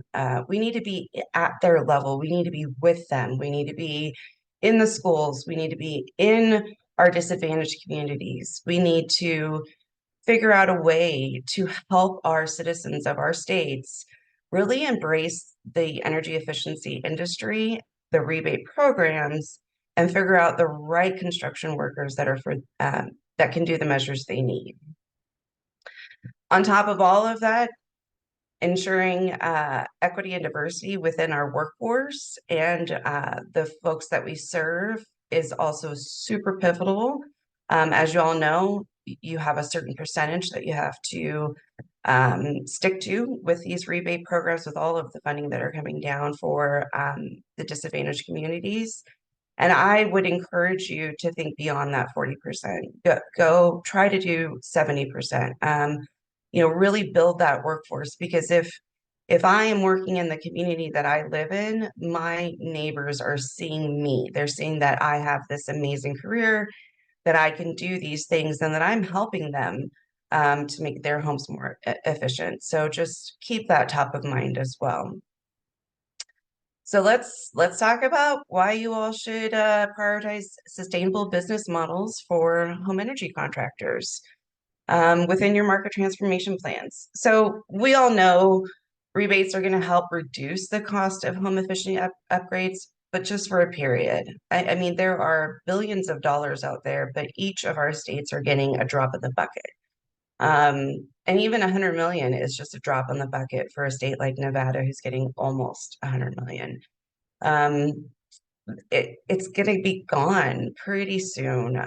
Maybe the life of the available funding, but I would say probably sooner than that, because consumers are becoming aware of what they want, what they can get, which means contractors need to continue to cover certain costs beyond the availability of the funds. They're going to have to meet that demand. If we can educate our consumers and our citizens, then we will create that demand for the contractor, which is coupled with our approved contractors list, right, for every state. We're going to be able to encourage our contractors to talk more about what they can do, what kind of improvements they can give to their customer. Earlier Joan had some really great stats, and it's super clear that we have a lot to accomplish. If only 1 million homes approximately in the nation will be touched. I mean, I'm not a math person. I can't do the math right now, but there's a lot more to do. We have a lot to accomplish, and we can't do that without supporting our contractors and what they have to do for our citizens. So application guidelines require each state submit a market transformation plan within that first year after you receive the initial tranche of funding. You have to do that in order to receive the third installment, which I believe is about 20%, 25%. With each plan, DOE requires that you all must determine what activities or elements of the program you will support, whether that's the cost sharing and braiding or coordinating financing, utilizing rebate programs to enable new business models, so maybe working with utilities or others, and finally, encouraging the sustainable business models of home energy contractors. BPA, here we encourage all of you to prioritize this last point, sustainable business models of home energy contractors. Of course, we would do that. That's our network, but that's what we're here for. Bettina, did you come on and tell me time? Yes, I said 1 more minute. Okay, so quickly, I'll save the rest of the slides for the last half, but as you can see from these stats, Over 1 million construction jobs are in energy efficiency, but 95% of those employers say it's very difficult or somewhat difficult to hire qualified workers. So that's, I'm going to leave with that point of why, because it's hard for them to hire qualified workers that can implement these rebate programs. And with that, Bettina, I'll turn it back over to you. Thank you, Robin. Really appreciate that. And in your perspective, I know you come from a state energy office, so obviously that's so valuable. All right, Maddie, did you get slides from Robin LeBaron? We've got them ready to go. Yep. Sweet. All right, Robin LeBaron, over to you. Thank you, Bettina. Let's go to the next slide. I am Robin LeBaron, co-founder and president of Pearl Certification. We are sort of a tech company, so it's annoying that I'm not getting Zoom to work today, but that's what it is. Let's go to the next slide. So some of you may have heard me say this, but Pearl was founded over 10 years ago at the end of the ARA era. We had witnessed that a massive run-up in consumer demand for energy efficiency. As soon as the rebates went away, the demand evaporated as well. And that was foundational for Pearl. Both my co-founder partner and I, Cynthia, were deeply involved in our implementation. We cared a lot about bringing energy efficiency to scale. And we, by the point at which our programs had wound down, we felt that we really had good ideas about how to drive energy efficiency forward, even in the absence of rebates. So we ended up founding Pearl. For the last 10 years, we've been doing that. The real focus of Pearl is creating demand for efficiency. That feels to us like the absolute pivot from which all things flow. We want homeowners to be excited about energy efficiency. We want them to be making those improvements in the same way they make a whole range of other household improvements. And our kind of sense about this is that there is real demand out there for efficiency that needs to be unlocked. And that one key for unlocking it is the point of time of sale. Let's move to the next slide. And actually, let's move to the next slide. You can take these slides away. You're welcome to them. Next slide. Just a little bit more about Pearl. So we're all here talking about our vision for market transformation. I thought it might be useful just to frame this with what DOE has been saying. So 2 points about the very good instructions in the template guidance. One is about one component of DOE's vision of market transformation is enabling the market to recognize the value of homes that have been upgraded through the home energy rebates, including at time of sale or rental. So just remembering that as kind of a pivot point. And next slide. The other point, there are a number of them here, obviously, but sustainable contractor business models is the other piece. So in that sense, thank you, David and Robin, for picking up both of those subjects ahead of me. Next slide. And then just statute, rather than guidelines, points out certification as a key lever here. So I just wanted to call out, because it's clearly something that we care about. We see it as a pivot of market transformation, that the certification report will explain the benefits of home features in language that the homeowner and potential buyers can understand, and that optimizes the use of the certification by real estate professionals and appraisers during the home sale. So we'll circle back to that, but again, just as framing. And Jasmine, let's skim through the next few slides so we can move past this one. I do want to say, just in passing, that when I say homeowner, a lot of it will apply to building owner and some of it will apply to renter. And I'm going to say efficiency throughout, and I also mean electrification. No shade on electrification. Next slide. So here's the point. I would like to talk to you about what we would like to see and what we think the market needs at the end of the IRA programs. So there are 5 things. Next slide. More homeowners are understanding all the benefits of efficient homes. More real estate agents are engaged in the efficient home market. Efficient homes are valued more accurately and for more at time of sale. Low and moderate income homeowners are building wealth, and contractors have built efficiency into their business. I think those are big goals that certainly there are goals that we work towards, but my guess is that all of you in some way or another see those as valuable things as well. Let's move to the next slide. I'll just talk briefly about what we see each of these as meaning.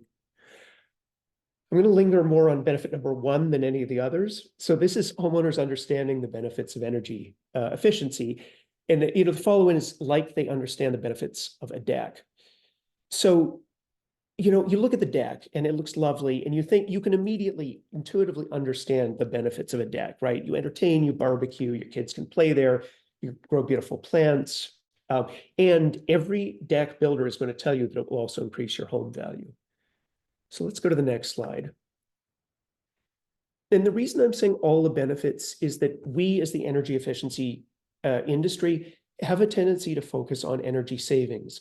There is no question that energy savings is super important. It matters particularly for households with high bill issues, but it's not the only thing.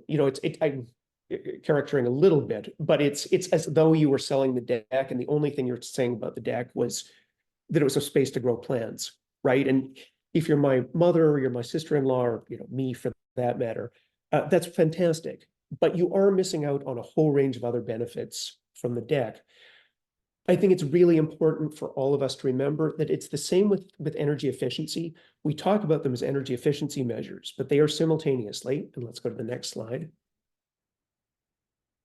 comfort and health and reduced maintenance costs and safety and resilience, and again, increased home value. That's where we want to get to. All of these things that homeowners truly value. You see this come up time and time again. So the injunction here is we want to market where homeowners fully understand the full range of these features. Next slide. Second thing is real estate agents talking about efficiency and incorporating into their sale, in a very, very normalized way, just in the way that they're talking about closet space. Let's go to the next slide. And particularly on the seller's agent side, I just had this experience, so it's top of mind, but you really want, at the point at which seller's agents are walking through the home and they're talking about attic insulation and they're talking about air sealing, and when they talk about the HVAC systems, they're not just saying it's shiny or it's 5 years old, or it will need to be replaced in X number of years. They're talking intelligently about the features and about the fact that it was installed correctly and so on. At that point, efficiency has been utterly normalized and we understand benefits, and it's part of the sale. Let's move on to the next slide.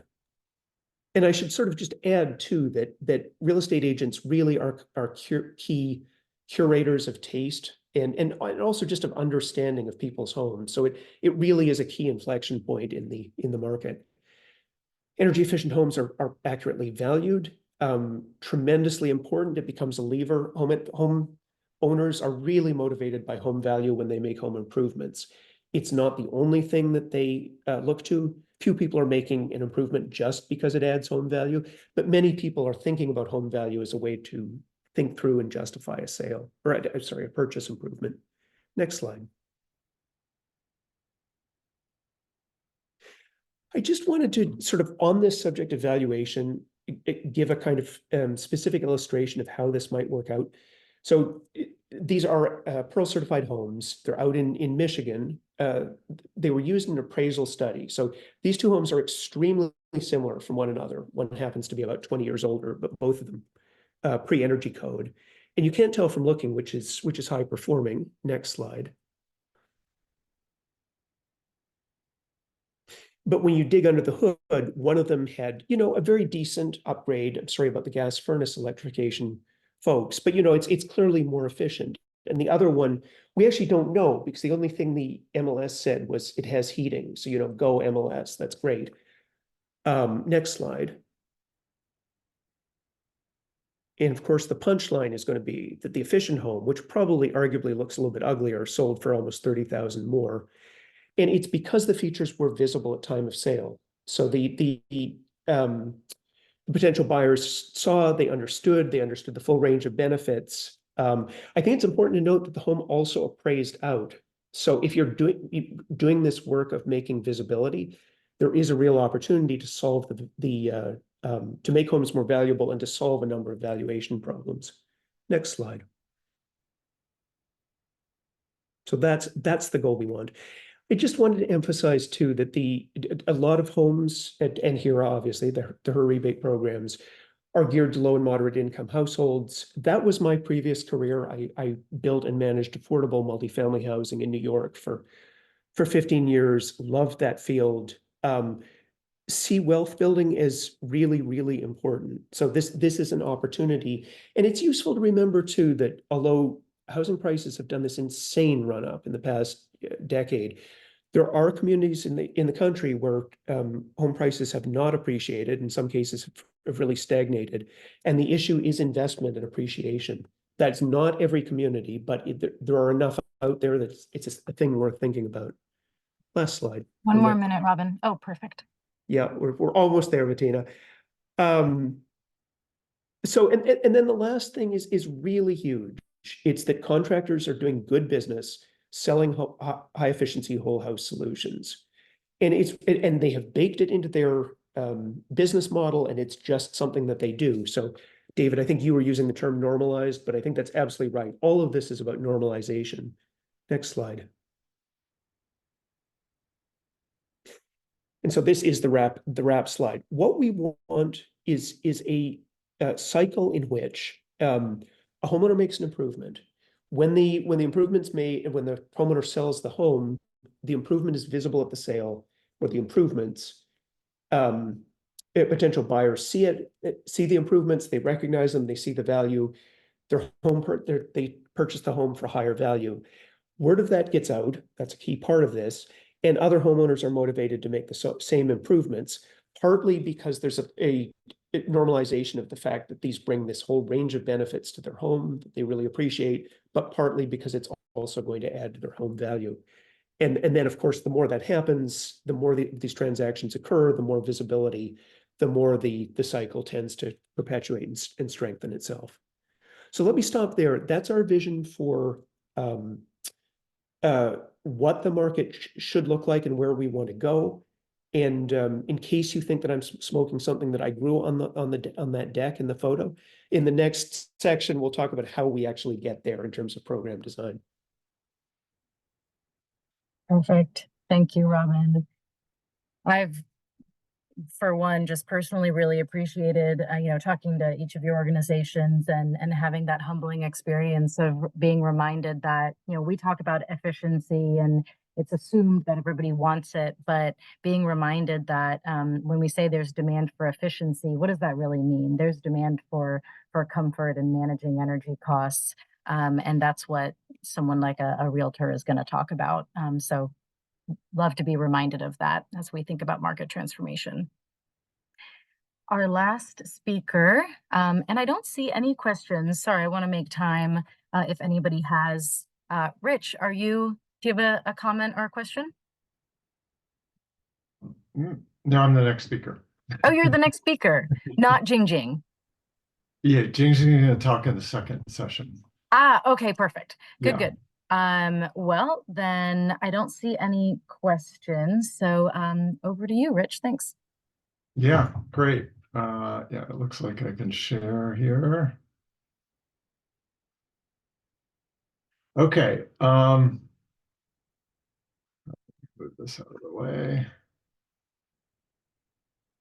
Okay, can folks see that? Yep. Oh, you can. Okay. Good. Okay. So I'm Rich Brown from Lawrence Berkeley National Lab, or you might know it as Berkeley Lab.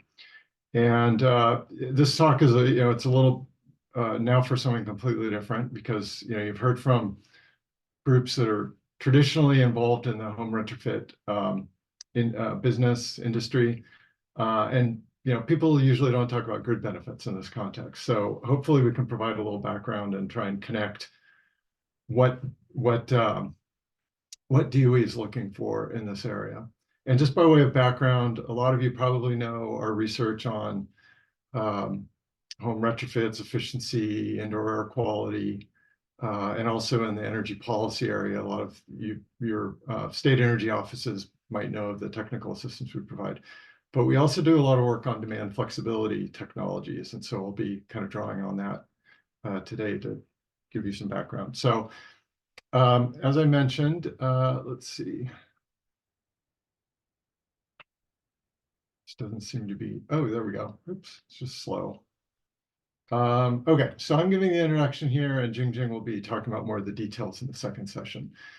So there's this Rich- one sentence in the Hey, Rich, sorry to interrupt, but we can see, we're still on your first slide. We like see the version with like your intro slide and then all the slides down the left side. Okay. Yeah, it says screen sharing is paused. It must be okay. I think it's just having trouble with the full screen. Okay. Yeah, I'm just not going to do the full screen part. And then hopefully people can see that well enough. Okay, you can see that? Yep, we can. Okay. So there's this one line in the manual about accessing private capital to monetize grid benefits through vehicles such as FERC Order 2222, demand management, and virtual power plants. So that's a real mouthful. And so, and a lot of these terms are probably not, commonly used for folks. So we'll try and kind of explain what some of these mean. But essentially, what DOE is getting at there is trying to find some ongoing mechanism to continue investment and help defray the cost of these home upgrades. So kind of an ongoing revenue stream that can help with the cost of these things. That's how we're interpreting market transformation with grid benefits. So if you look at there's it's that one sentence. A lot of these terms are open to interpretation, so it's worth kind of thinking through this. One question is, monetize for whom? Who's getting the monetization here? Because there are several players. There's, their customers are involved, the energy end users. There's some sort of a grid entity involved when you're talking about grid benefits. So either the local distribution utility, it could be some sort of wholesale power market, or an integrated utility, a vertically integrated utility in some parts of the country.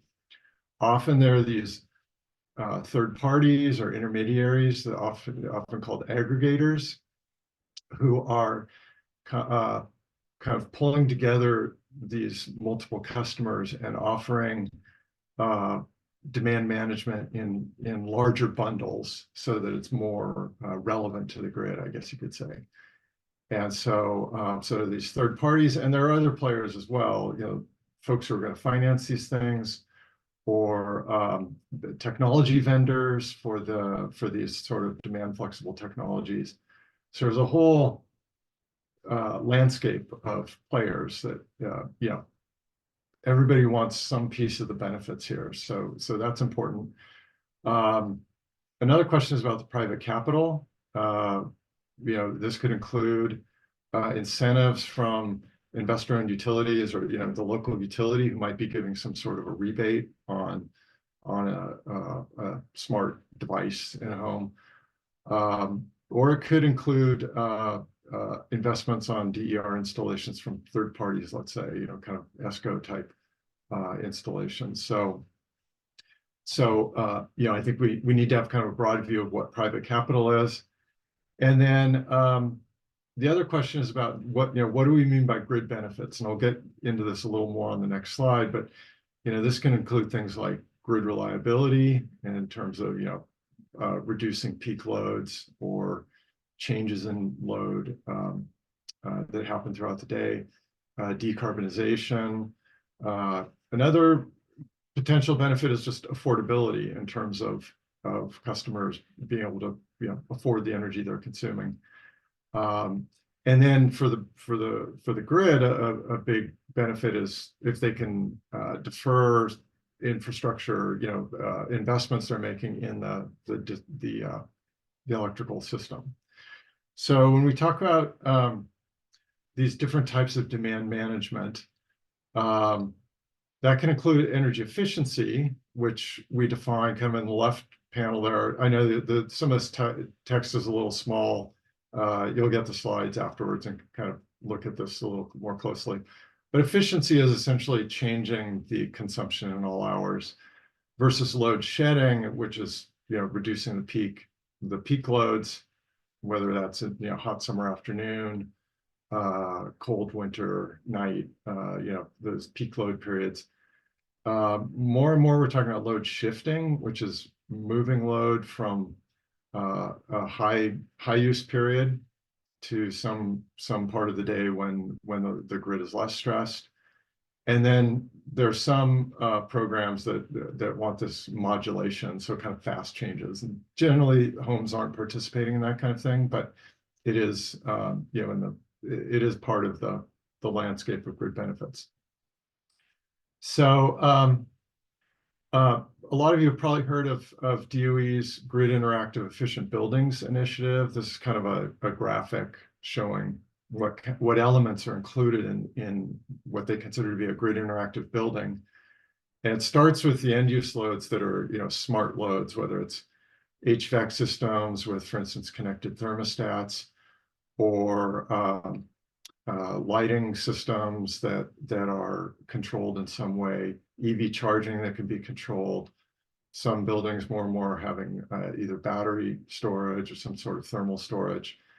And then it's combined through some sort of the BAS stands for Building Automation System, which is more of a commercial building concept. But, you know, homes have home energy management systems, which can kind of be a whole home control, and then some sort of optimization or energy management function that is taking some sort of signal from the grid and operating the building in a way that's kind of harmonious with the grid. So these are the different elements, and you know, as you're thinking about what elements are in a rebate program or what technologies are incentivized, including some of these smart technologies in those packages is a way to kind of unlock some of this grid benefit potential. Next to last slide here. So the guide also mentions FERC 2222, which is kind of an inside baseball, you know, federal regulatory order that came out a couple of years ago. And basically what this directs the regional transmission organizations and independent system operators, the entities that operate the wholesale transmission systems, power transmission, they're required to allow distributed energy resources like on-site generation, batteries, EV chargers, you know, all these kind of demand flexible technologies to participate in those power markets. And generally that would be through an aggregator. But this kind of does open up opportunities for these flexible end use technologies to somehow earn some kind of revenue from these wholesale markets. And there's a lot of details to be worked out about how this is actually going to be implemented. There's also questions about how these wholesale power markets will interact with local distribution utilities. So, you know, this is going to unfold over the next few years, but it's good to know this exists. And then the final term that was used there was this idea of virtual power plant.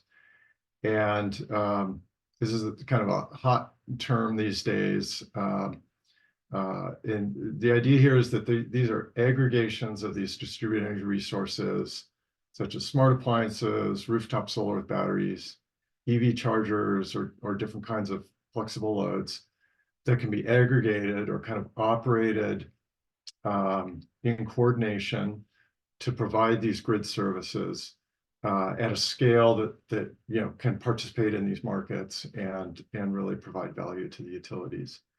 And so the Department of Energy has issued what they call a liftoff report for virtual power plants that has a lot of background information. When you get these slides, the little footnotes there are actually linked to those documents, so you can check out those supplementary documents. And yeah, it kind of lays out this kind of phases of developing virtual power plants and you know, to really kind of make the market lift off. This is the Loan Program Office at DOE is offering financing for basically vendors of virtual power plants to be able to fund the creation of these, you know, the installation of the DERs or the installation of the smart control technologies to make these VPPs work. So so that's another kind of source of financing also, are these loan programs and the private capital that's leveraging. So so that's the background here on kind of what we've interpreted as grid benefits. And then when we get into the second section, Jing will talk more about the details of how you can actually kind of write this into your plan. Yeah. Thank you so much, Rich. That was a lot to cover in 10 minutes. Nicely done, and appreciate the mention of for 2222 and explaining a little bit about what that does, and for saying that it will unfold over the next couple years. So my understanding is that now the RTOs and ISOs are developing guidance to implement within their territories, correct? So that's something that we in our states should be in communication or keep a pulse of how that's going. Yeah, the California ISO has launched programs that are for 2222 compliant, I guess you'd say, and all of them have proposed a process of rolling them out. So so it's taking shape, and they're each at a different stage of implementing it, but it is coming along. Really interesting timing. Well, I was just going to ask, to bring your presentation, Rich, together with the other presentations that we heard. I'm imagining, taking this imagination of the conversation between a realtor and someone who's looking at purchasing a home one step further from saying, hey, there's a high efficiency, heating and cooling system here and the benefits that that brings, but having a realtor be able to actually communicate and say, this is a Wi-Fi enabled has a smart water heater or other smart technologies, and there's a time of use rate and or a demand response program that you can sign up for to take even further advantage of maximizing the value of these energy resources, these technologies that you have in the home. Is that something, David, Robin, that y'all have seen anywhere in any jurisdiction that's further along in that education? Well, I can jump in. This is David. We work with Stop Waste, the Home Energy Score partner for Central California. So we do all the implementation of Home Energy Score down there. And they actually include an electrification checklist in association with the Home Energy Score report. And then that does delve into the work of, if you electrify and then you can add these other features to your home, then your home can be a better participant in the grid. And then even more so, like today, while we're talking, I'm having my brand new battery commissioned downstairs because my house is part of one of the Connected Community DOE grants, Smart Grid Test Beds. So as of like later today, I'll be part of a virtual power plant where I'm going to let the utility control my battery, or our battery, or their battery, community's battery. And just like talking about it, the way I talk about it to my family, and they have no idea what's going on. I'm like, we're just making our house like a better neighbor to all our friends on the grid, because we're going to enable the power to come out of our house and go to their houses like as needed, because we have solar. Not everybody, can have solar on their house. And we have an efficient house, because I built it. But that's just an example of they're already, and part of it is our utility is preparing for this FERC rule. Like they just built a new operations center with a dedicated DER control room with 30 desks for all the imagined DER programs that they're going to have. And it's on the big board next to the power plants and the wind farms and the solar farms. On their big board, they actually have all the DER programming. So from the level of the utility down to like the level of a homeowner like myself, like it's actually already starting to take place, which is super cool. I mean, I'm a geek, so I think it's Very cool. Thanks. Bettina, Yeah, I just think, David, I think that's a good analogy about the good neighbor. And I think, Robin, you raised the making the analogy to the deck, or, kind of how do you sell these things? And somehow these, participation in grid programs, or programs that benefit the grid, we've had demand response for a long time, but, we're kind of talking about more extensive kind of interaction with the grid with these new programs. And so we need some sort of analogy to talk to people about how it benefits them to participate in these programs. And it does take ongoing, you have to enroll in a program, and, you have to make sure that your stuff is still connected to Wi-Fi next year and the year after that. And, so it takes some effort to participate. So the benefits need to be big enough to justify that. if the slogan is all the benefits, it ends up being a quite an explanatory lift, right? I mean, I think it's what I find really interesting about this space is how far ahead the technology is from the market. I mean, we all have these conversations about these amazing technologies, and they really are not well understood at the time of home sale. I mean, so it's remarkable. We certainly do make visible a whole range of things that lie at the edge of DER, the batteries, the inverters and so on. And again, it's partly about explaining the benefits, right? It's not just that you have this fancy thing, but that it does these things. Rich, I think your point is good. Well, both of you are saying this, right? Like the batteries existing in multiple dimensions of benefits. It's storing your energy, but it's also providing backup. There's the resilience dimension. There's the grid interactive dimension. And so the real challenge, people like this stuff when you explain it. The challenge is figuring out a way to communicate it to them effectively. But and I think that really is a huge challenge.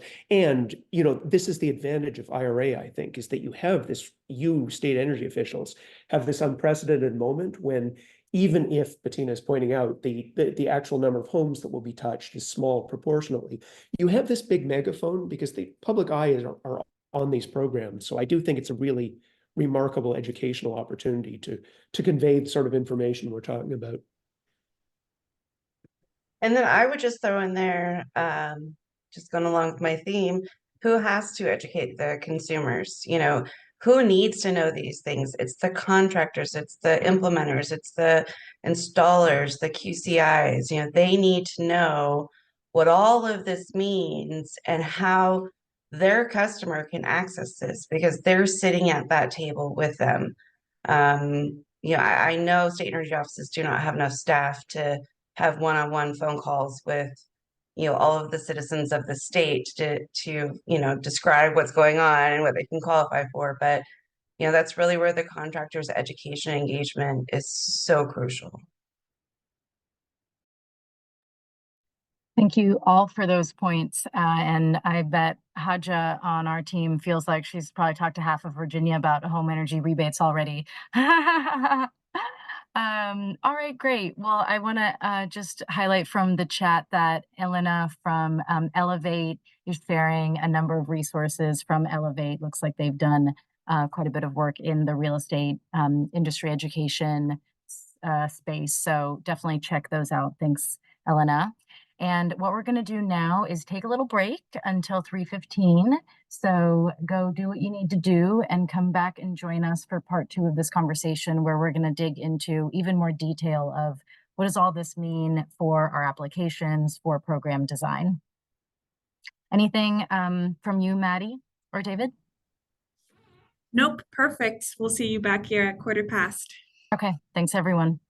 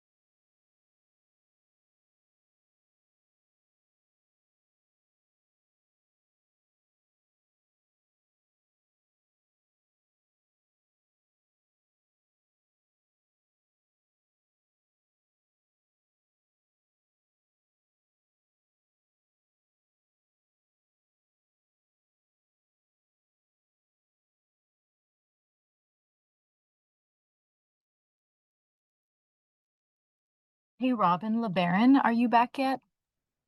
I am. Do you want to try to just flash your slides up so we know that they'll work this time? Hello, Bettina. I was just thinking of doing the same thing. Oh, it's a preferences issue. Hmm.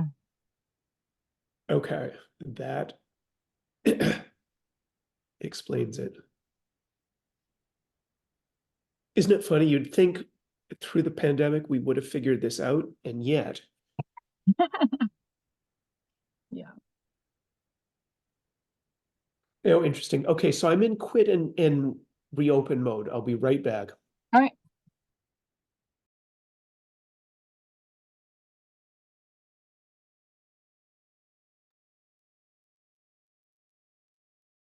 No, for what it's worth, Bettina, I felt like I rolled the dice and got lucky that it worked smoothly on my on my end. That's how I feel every time I speak on a Me virtual. too. Someone can hear me. Oh my word. It was like sixes. All right, Oh, yeah. great.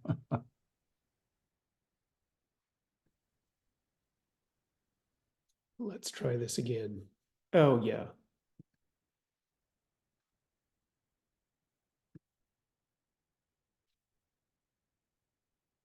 How does that look?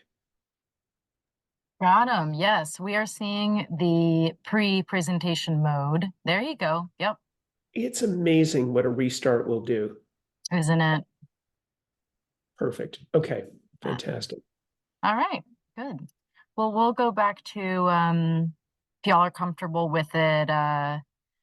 Actually, I'll go do the same order again, doing Robin Yoakum first, since that's what we did the first time around. Is that okay with both of you? Yeah, didn't David go first though? Yes, after David. Okay. Wait. No, David went before me, I thought. So yeah, David, Robin Yoakum, Robin LeBaron, and then we'll do There we go. Okay, perfect. I'm like, wait a minute, where am I going? Thanks, That Bettina. works. Or I'll just do it on the fly and, you know, keep you on your toes. Well, thanks. Give folks one more minute to get back.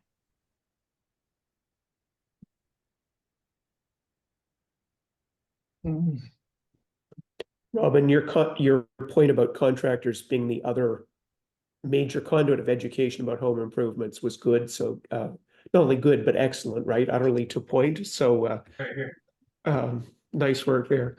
Thank you. I appreciate that, Robin.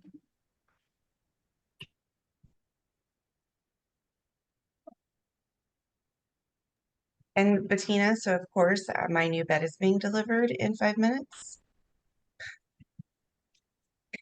So maybe we switch up the order and have LeBaron go in front of me. Oh, Right, right. They just called. I was I like, hope that you have time to sleep so much this weekend. That sounds lovely. well, You bet on the yeah, phone?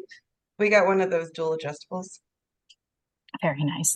Yes, that works perfect. Robin LeBaron, if that works for you. I am absolutely flexible. Anything is fine. Thanks, And guys. if delivery takes an unexpected turn, I'm happy to be shuffled again in the lineup. Just let me know. All right, thanks, guys. Thank you. Life happens, even when we have a forum underway. Alrighty, well, it's 3:15 here Eastern time. We're in the final stretch, and for those of us on the East Coast, we're in the final stretch of our day and our week. So thanks for being with us throughout this whole forum. We are going to move into the second phase of talking more specifically about our applications and what does all this mean for our applications that we're going to be submitting to USDOE.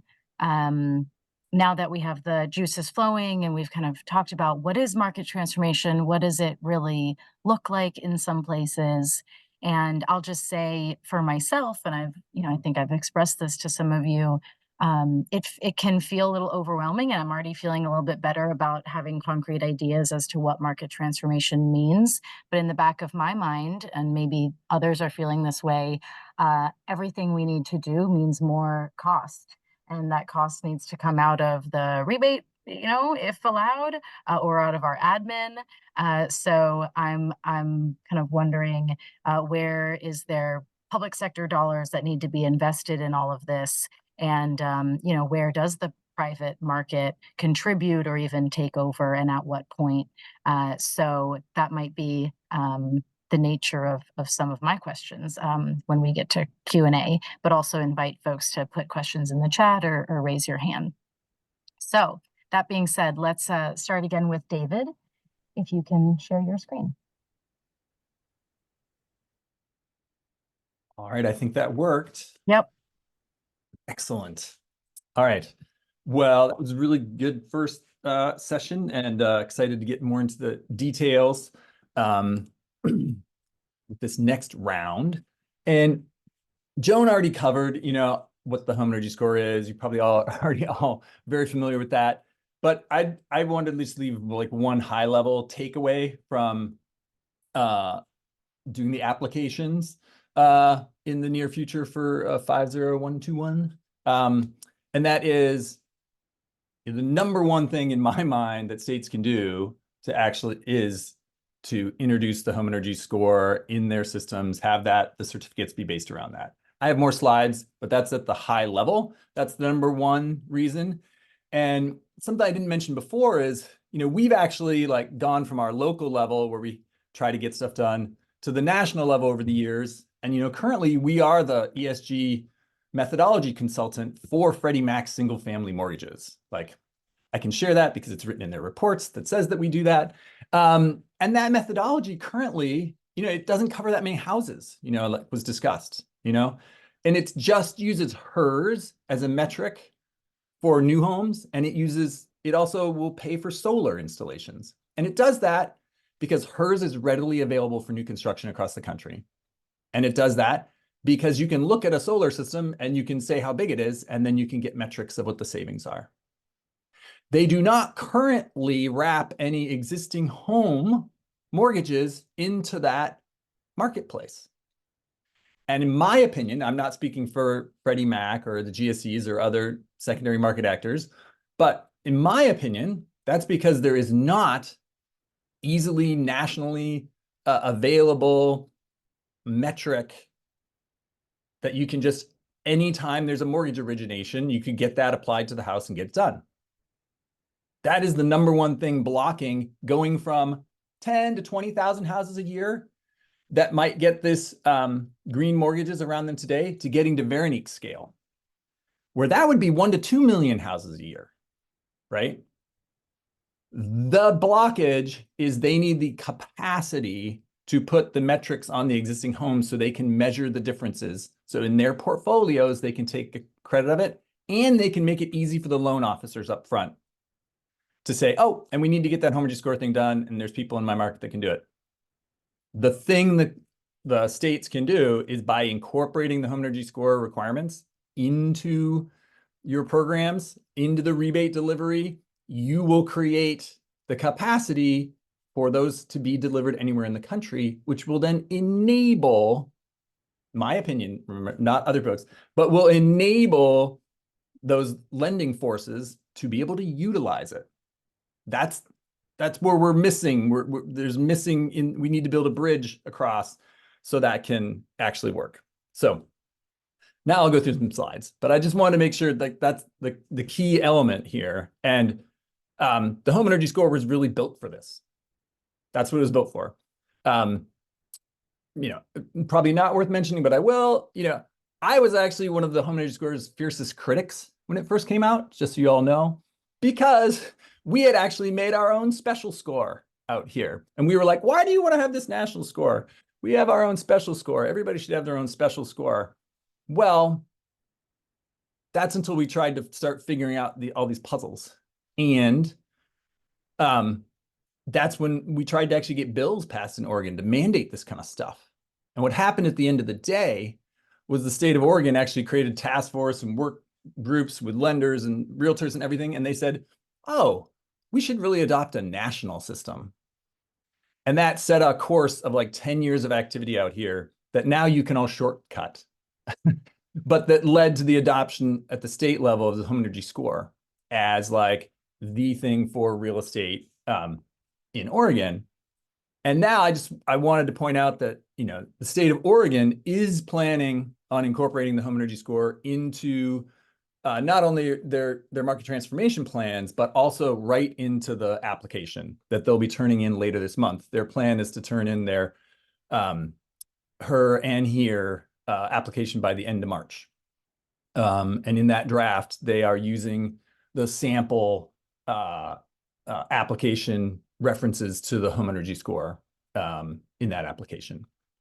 And to Robin's point earlier around like low income families, our number one entity in Oregon that actually does retrofits for low income families right now with non-weatherization funds, they use the home energy score as the kitchen table documentation. That report, that's how they communicate the value to the households that they work with.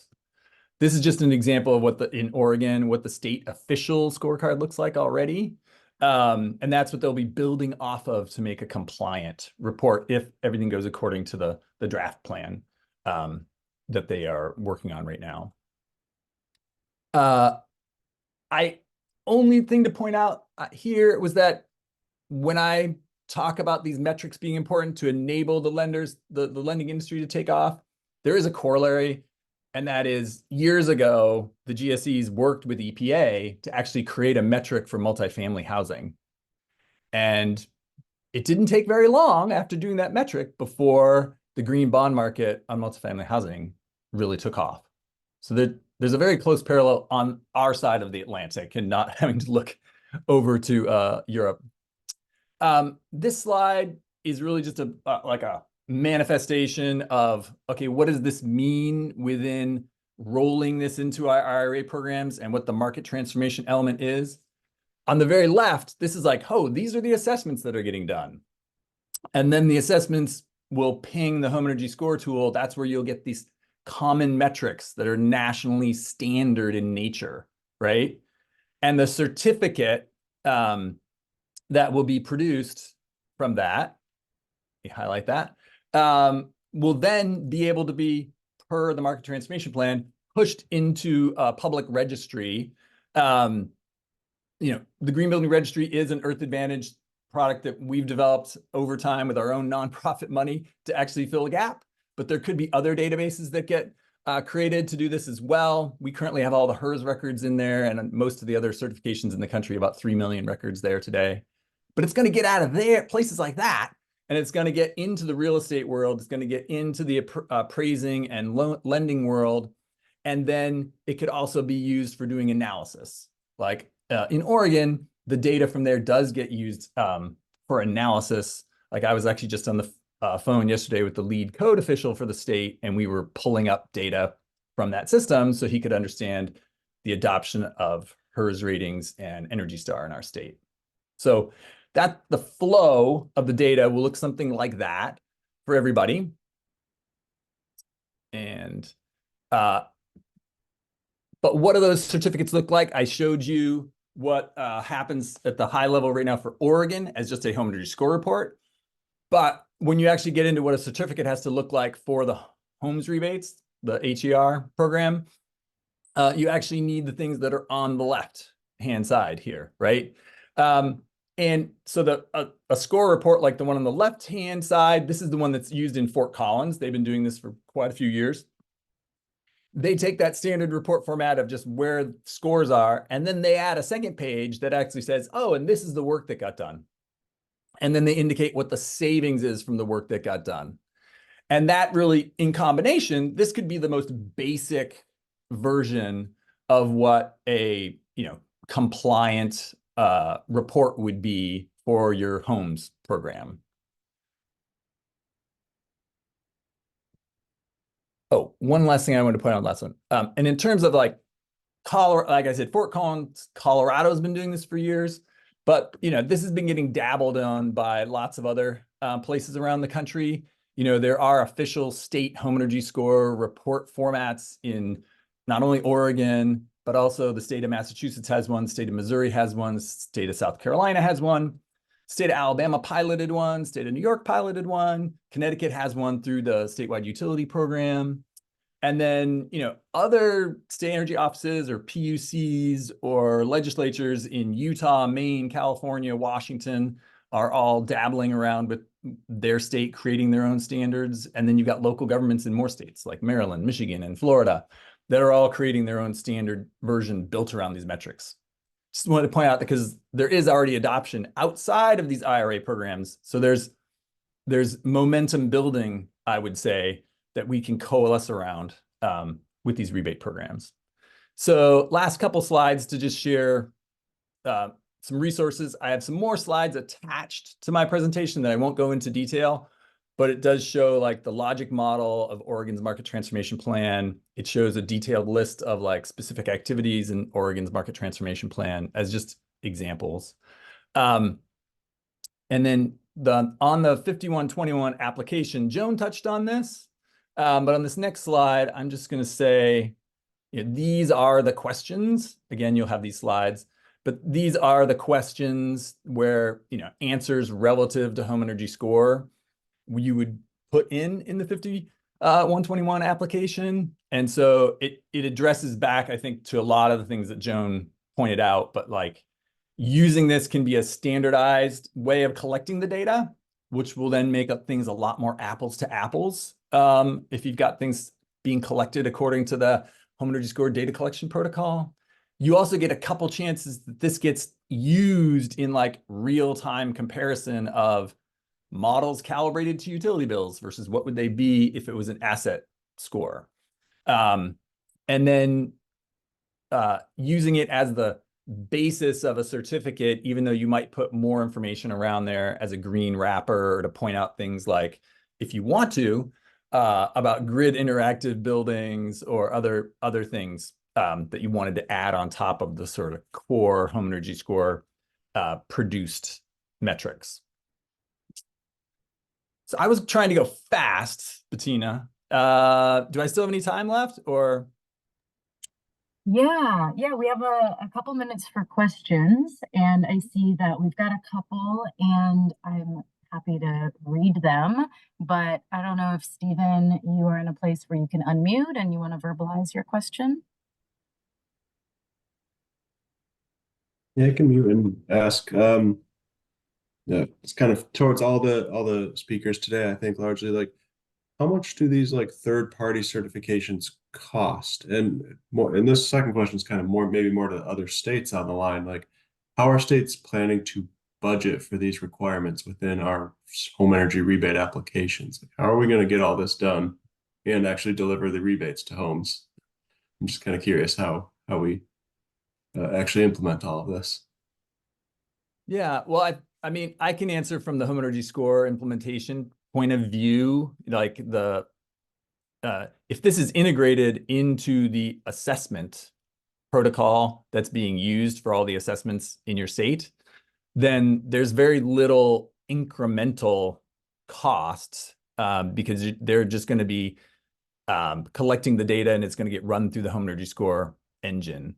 The only real additional cost there would be the fact that for these scores to be official home energy scores, there is a quality assurance, like 5% of the scores that get produced are supposed to be retested by a quality assurance designee. In general, we've seen that cost in like the $30 to $35 range for the provision per score to actually have that requirement be there for quality assurance.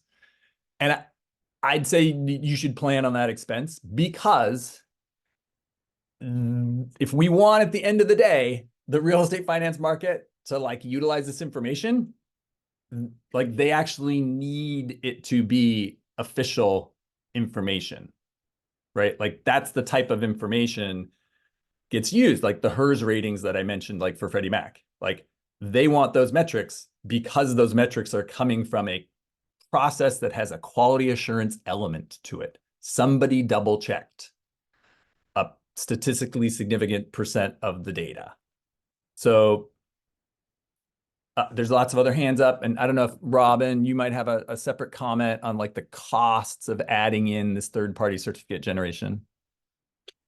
David, I agree with, and not to cut in front of the questions, but just in response, since it's also a feature of my presentation and can circle back to it as well. But I agree that the major cost is the data collection and quality assurance. So beyond that, I wouldn't say it's nothing, but I don't think this should be the thing that states should be worrying about and keeping them themselves up at night in terms of cost. Because again, it's the real challenge in all of this is the data collection. And in this case, the contractors are going to be out doing detailed data collection work. Can I say two quick things, David, to that one? Yeah, it looked like Joan wanted. Just want my 2 cents in there. Sorry, Lloyd. I don't know who else. Really fast. One is you have to collect data anyway for modeled. And as I think David and I pointed out, this is a method to do it when you have to come up with some way to do it when you can't calibrate, but even if you are calibrating, obviously you still have to do modeled. And that requires basically these data points. The second thing is the QA part of home energy score. You could feed it into whatever other QA you're doing. So you're going to have to do QA for inspections, et cetera. So you could tack it on there. The other thing is that I know Megan Plog, who manages the home energy score program right now, is looking at other ways to reduce those costs. Sorry. Thank you. Thank you, Joan. Before we go to Lloyd, I'm gonna go to Heidi. Heidi, can you get off mute? Yes. Hi, Bettina. My question is in regards to NEEP, the Northeast Energy Efficiency Partnership, and Clearly Energy's Helix tool that I had heard about a few times. And I was just wondering the difference between home energy score. It seems like Helix is a way to view home energy scores and other home labelings. Just explain that difference to me. Yeah, I mean, I can explain that. I mean, Helix is a database that aggregates things like the home energy score and other green certifications. It's very similar to the Green Building Registry that we developed. They were actually developed in a similar time frame to one another. And so it's taking data that gets produced through programmatic activity and then storing that and making it accessible to folks to use. Okay. So realtors can access information in Helix, not homeowners?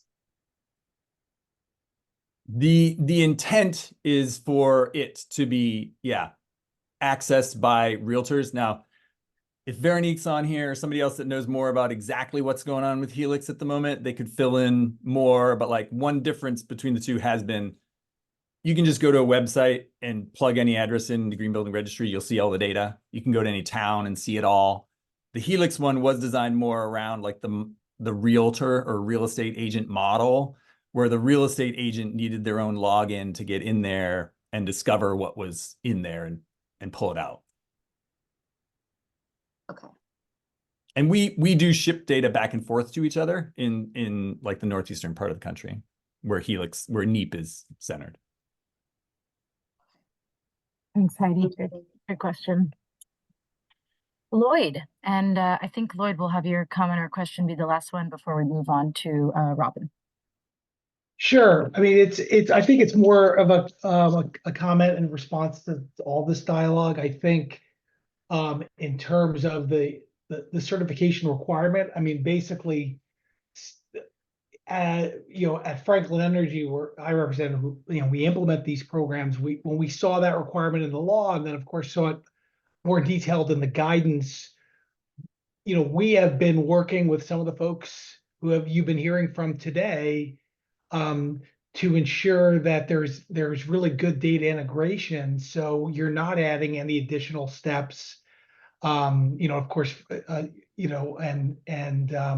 so the way you implement it, I would say, to oversimplify it, is you specify it in your RFP that whoever implements the program needs to meet this requirement, and not just Franklin Energy, but speaking on behalf of our competitors, we're all sort of have this dialed in to varying degrees, and are prepared to handle this. And to Joan's point, we're not going to do a certification inspection and then a general inspection, kind of in parallel. It's going to be an integrated quality assurance process, such that you're not paying a lot of overhead costs to get to just overall program, project quality, as well as the certification requirement.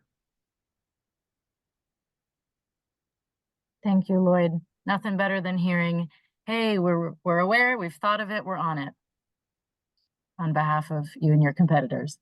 All righty, Robin, over to you. And the question, Bettina, is which Robin?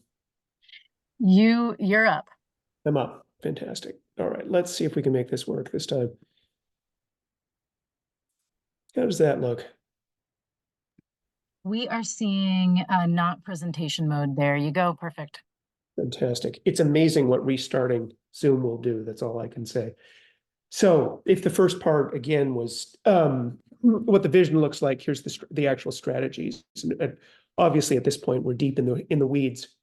Just to recap, the vision for market transformation from our perspective was homeowners understand all the benefits of energy efficiency, sort of underlying of the all. Real estate agents are engaged in the efficient home at time of sale. They're excited. They want to present it. Efficient homes are valued more accurately and for more money. Low and moderate income householders building wealth, and contractors have built efficiency into their business. So here are the solutions. Obviously not exhaustive. There are all sorts of other pieces of market transformation out there. These are the ones that I'm focused on, partly because they lie within our sphere of competence, partly because I do think these are some of the very, very big levers. Well, let's leave it like that. But there's definitely, well, I guess the interest of time was the other one. So dive right in. David did a wonderful job of just leading off. So I'm just going to pick up some of the themes in terms of communicating the all of the things about energy efficiency. We see the certification as providing a key communication role. It's the way to engage the real estate agents and the real estate community more generally. And of course, it's designed to solve the valuation issue. And I put in required by statute, but I think at this point that's fairly obvious. So this is kind of a different way, but different visual presentation, but very much the same thing as one of the components of David's slides, which is that you can think about an energy label as fitting into the certification. And having grumbled gently in the previous presentation about energy efficiency's tendency to sort of over-communicate about savings, there is no doubt that it is really valuable information and that it should be standardized as well. So the idea of having nationally some sort of national standardized information about energy consumption is really valuable. It's kind of, it's fundamental to creating a market. It's a weights and measures thing. And I had more of a rant on that, but I think at this point that ground has been fairly covered. I will double down again on the importance of this in the secondary market, the mortgage market and the secondary market as well. So I think the other thing to be focused on too is just that you've got the energy label. That's a big part of this. The certification piece is really valuable. And this is where we've spent a lot of of the past 10 years, is just making sure that the certification plays that role of communicating clearly and engagingly to the market, so that it's not just presenting sort of dry facts and information, which is not irrelevant, but does not necessarily grab the market, and making it something that really stands out, excites buyers. And again, part of the excitement is that it's talking about everything, not just energy. So in the interest of time, best practices, to Lloyd's point about what to think about with the RFP, best practices from our perspective to think about from certification incorporates an energy label. It's clearly communicating the full range of energy benefits. It's accepted and used and liked and embraced, I should say, by the real estate industry, and it has a track record of supporting higher valuation. And I would linger there, but in the interest of time. So second point is real estate professionals need business reasons to adopt energy efficiency. And they are not really the ones that we're giving them right now. So when I came into this industry, green realtors were kind of a niche thing.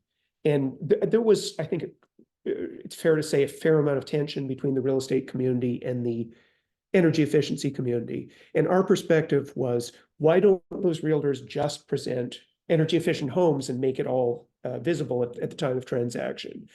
And I have sort of learned painfully from experience over the past 10 years that their response, if you summarize it, is, this is fine, but you can't just give this stuff to us and expect us to explain it and make it part of our work. If it's difficult and it's challenging and it's hard to explain, and I need a PhD to talk about it. And to be fair, right, they have all sorts, they are small business people. They have all sorts of things they need to do. They need to be experts on multiple things. They don't want to be experts in energy efficiency as well.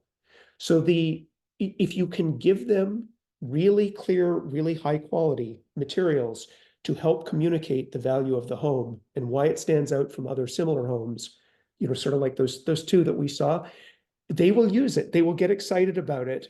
The key thing is, just don't make it too difficult for them. So saying in our office, they don't even want an easy button. They just don't want a button at all. And that's not throwing them under the bus. That is what they would like. And I think, again, we are in a position to give that to them. So best practices in real estate, the certification, obviously, that the real estate industry will not just sort of tolerate, but will actually embrace. That really is crucial. You want them to like it and want it. Education is helpful. NAR, Appraisal Institute, of Elevate offer really good courses. I'm now reaching out, talking about appraising as well. Engagement of state real estate organizations. I know you're all busy. If you have the time, that's a useful thing to do. And David has already talked about the online registries, but registries like Earth Advantages that communicate the real estate agents and appraisers and others can use to find data can be very helpful. So third thing is engaging homeowners. I'm just going to focus on one thing here, which is that part of these rebates are single measure widgets. They're associated with single measures. I think what we all want is homeowners to have some sort of a larger vision so that they're making more improvements over time. That's really the way to reach this huge opportunity we see in front of us. So finding ways to give them improvement plans, to stay in touch with them, and to find easy ways to find resources, contractors, real estate, advice about home improvements is really important. And at least asking your program administrators to come up with innovative solutions to meet those needs, I think would really do a lot to drive market transformation. I just want to point out too that you can think about market transformation in terms of your contractor base. So again, this is kind of shifting gears, but and everything that Robin Yoakum said in the previous presentation holds. There's such a huge latent opportunity for energy improvements to be made in home. It's just, it could be a tremendous economic development driver. We've been throwing around the 500 billion in economic in upgrade activity. So I just thought I'd also throw out the 245 terawatt per hour opportunity as well. Like, there's so much energy improvement or energy efficiency that could be harnessed. So the real trick is twofold. It's first, again, driving demand. And second, it's making sure that the contractors have business models that actually make sense, because they do need, they're in business to make money. They have to have a model that is actually going to generate revenue from offering energy efficient goods and services. So the demand is really crucial. If their customers are asking not only for high performing products, but also asking questions about installation quality, that really makes a difference to them. That gives them the opportunity to open up new lines of businesses, or to sustain the lines of businesses that they opened up during the IRA era. sort of go back to Joan's points about all of the training opportunities available. The second thing that I really want to double down on is that the really challenging program requirements will not be sustainable and are sort of a barrier to long-term contractor adoption.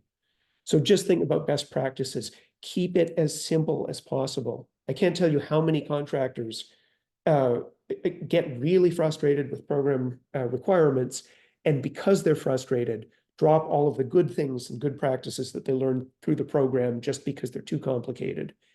And I'm saying they're getting frustrated, which makes it sound irrational, but the point is they don't make business sense.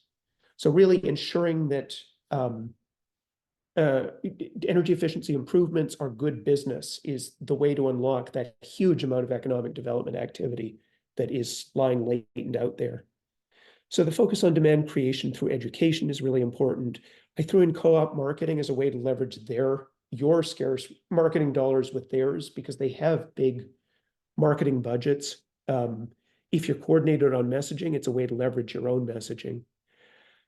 We've talked, several people have already invoked quality assurance. So just kind of to double down on that, if you're using the kind of upfront quality assurance processes that have been developed through Home Performance of Energy Star and Energy Star Home Upgrade, you're potentially both increasing contractor quality and cutting down on time. Bettina, are you about to tell me I've got 1 minute left? Yes. Yes, all right. Luckily, I think we're just within time. And finally, don't do this in a vacuum. Make sure that you are actually convening industry advisory councils to give you feedback. You'll get a lot of it, and it will inform what you do. So you may think that that's very obvious, living in worlds of stakeholder engagement, but really want to emphasize that when it comes to contractors, that they can help you design better programs. And I sort of want to end with marketing. I mean, again, your marketing dollars are scarce and valuable, but you do have an opportunity to communicate and educate market transformational messages. So I think one of them is, again, this thing I've been emphasizing throughout, the full set of energy efficiency benefits. One is the fact that energy efficiency can add value to the home. Again, just important for getting that market dynamic out there. And one, to this point about demand for high quality contractors, is the value of high quality contractors and high quality installations. Again, I will just say they would love it if their customers were asking them for insulation and air sealing and the best heat pump. And we're saying, are you going to install it to, say, ACA quality install standards? So my wrap would be this, that market transformation is possible. Because if you think about it, right, these are things that other industries have already done. This may all sound pie in the sky, but quartz countertops and decks and even windows, which aren't an efficiency feature, have effectively gone through this same kind of cycle. So it really is possible to do this for air sealing and insulation. It should not be prohibitively expensive. And I was going to go into some of the same points that we've already discussed, but I think a lot of this is not really about spending more money. It's about getting the details right. What we have found by working, again, extensively with the private sector is that it really matters how you create the materials, what your engagement strategy is, what the communication is. It's the difference between rejection and acceptance. So having that as fine-tuned as possible is arguably more valuable than spending a ton of money to, for example, create materials that nobody's going to use because nobody likes. So I will leave it there, but I do want to say, just very happy to share all of the sort of things that we have learned and thought about, and also very interested in feedback. Tina, take it from me. Thank you so much, Robin. And to highlight it again, I think you probably said it, but y'all do have this nice little playbook that folks can print out in addition to the slides. So thanks for pulling everything together like that. I don't want to take the rest of our go too much into our presenters' times, but I do have one follow-up question. Just appreciate that second bullet, that it doesn't have to be prohibitively expensive. Sometimes it feels like we have to be all things to all people, and we're doing so much in workforce. So I think a lot of the workforce is really resonating with me, and a lot of us are leaning more into that space in the SEOs. But you're also talking a lot about the real estate professional workforce, real estate agents and appraisers. And so want to just check with you and maybe David as well. Are you suggesting that some investment in workforce training for that workforce should be in our budgets? And also, you mentioned National Association of Realtors, the Appraisal Institute, these national organizations. Can we lean on them to some extent to be doing this, given that, these are national programs? Tina, those are great questions. And I think the answer is twofold. In terms of the courses themselves, absolutely. I think both NAR and Appraisal Institute offer really high quality courses. Elevate has their own offerings as well, structured around NAR. So, and I think they're very interested in willing, and no, they're very interested in willing educational partners as well. I think at the end of the day, there will be some costs for running courses. It'd be interesting to see what you consider to be nominal, and we would be happy to share those, that sort of information. I think some market leading courses, so you're not planning to train all of the realtors or all of the appraisers in the universe, but think about it in terms of goals, like training enough for solid appraiser panels for major lenders and major markets across the state, which is not a big lift. We're doing some training for reading real estates with the point, this is an opportunity, get in now, is possible. And then people have come up with clever solutions. Mia has this wonderful real estate and appraiser training capacity that they've been doing for years. I think it's from a grant from PNNL, and they've trained appraisers and real estate agents across the Midwest. So if you're lucky enough to live there, talk to them. But I think there are other resources from other parties that have recognized this as a market challenge and are willing to step in. So the combo of NAR, of Appraisal Institute, and sort of third parties that just want to solve this problem, I think could do a lot to alleviate the burden from the state. Yeah, if I could just add on to Robin, what he had to say, in our resources section under tasks, we do list, like, in addition to education for the agents in the community, also throwing out the idea of having a home energy upgrade financing council, where you would actually have folks from the lending and appraising industry and the real estate industry, having that be an element of the market transformation plan. Because if I think back in the day, like up in New England with NEEP, they did a good job of bringing those folks together in that way to sort of get common understanding of those things. And that's actually how Earth Advantage's activity got kicked off, was a Northwest version of that in 2006, 2007. And it really started to get everybody on the same page from the leadership of those organizations, which then led into more promotion of the different educational opportunities that were out there. And then there was one other one, which is like education about like the actual structure of their MLSs. Every state has many MLSs, and there's actually national standards of how they're supposed to be putting this green information into their systems so that it can actually move through. One good activity for states is actually, like, you could do a survey of all the MLSs to show where are they at, right?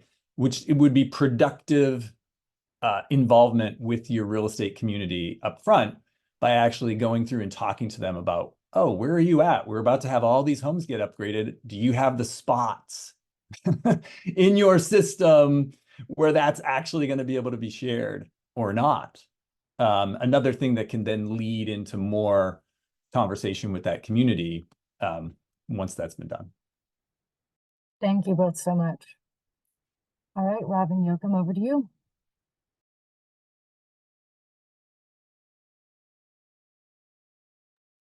All right, thanks, Katina. Thank you, everyone, for hanging in there. Okay, so this is a list of some of the examples of careers in our energy efficiency industry, and I'm not going to read through all of them. You will be getting these slides later, but I just wanted to point out that this is only a handful of different energy efficiency careers. So there are many, many more, and I really think it's important that we tie those different pieces together. All right. So, earlier we talked about, you should prioritize home energy contractors and sustainable business models, but really why and how can you do that? As Robin mentioned, this is a huge economic development opportunity. There's lots of training that's needed, though. I mean, billions and billions of homes need cost-effective improvements, but if there are no contractors or folks in our industry to install those improvements or to even talk to the homeowners about what they need, we're going to have a lost opportunity there. This also helps to build those local businesses. So like I said, the folks that live in your neighborhood, work in your neighborhood, it will really help to build that economic diversity throughout those neighborhoods. We need training for them. Contractors are having a really hard time grasping all of the different requirements of the rebate programs. They want to improve their current opportunities or offerings, but they're not really fully prepared to implement a lot of electrification services, and a lot of them aren't trained enough to carry out the provisions under HOMES. So that's not to say that they're not out there. It's just to say that in our work with the contractors across the state, it's become very apparent that they need additional training. They need that education for current staff, and then to also provide it to new staff. Through TREC, each state has the opportunity to build up this workforce and help subsidize some of those training costs.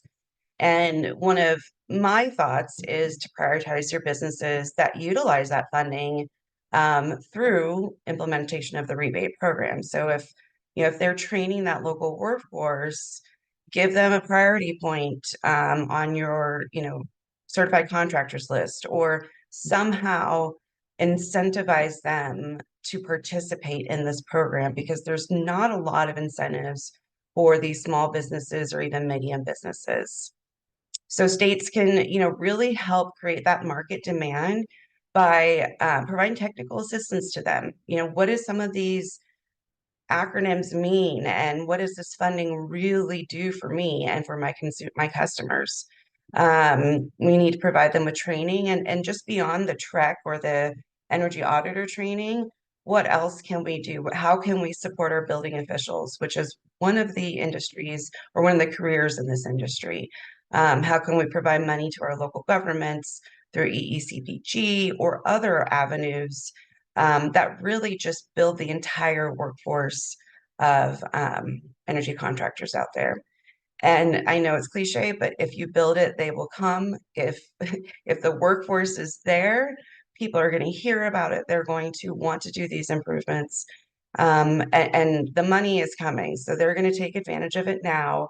But really the point is, after the money is gone, how do we sustain those businesses?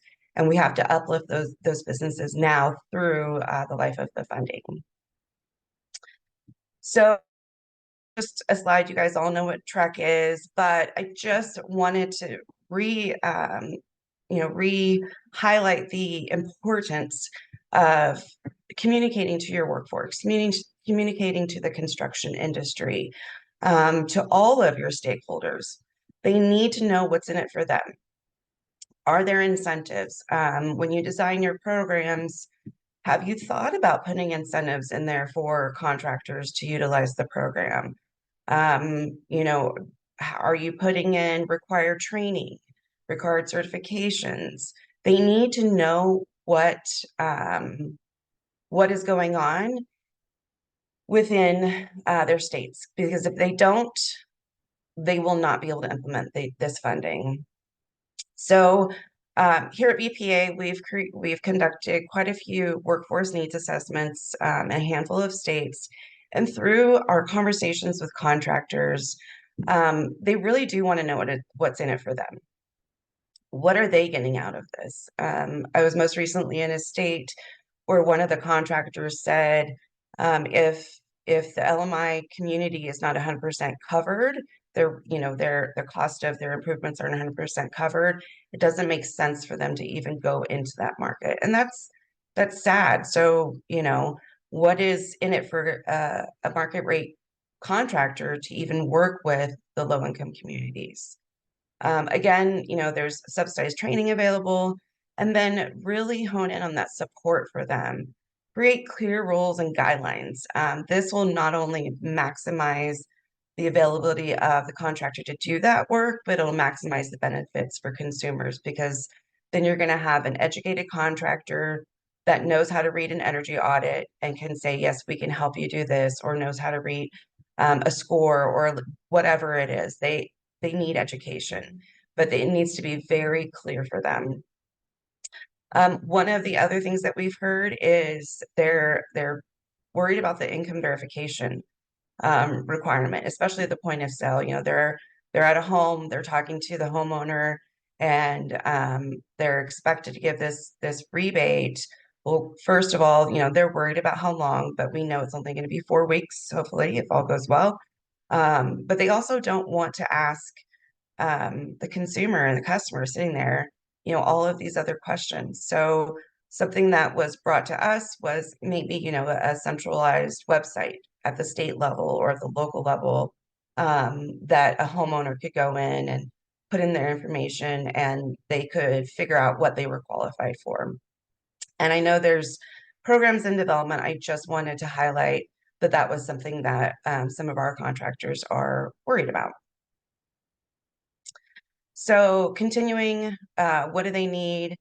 Really to transform the market, the consumers need to know what these improvements are and know why they want them. So yes, we are, we're helping the consumers right now with their rebates. We're giving them incentives to do this.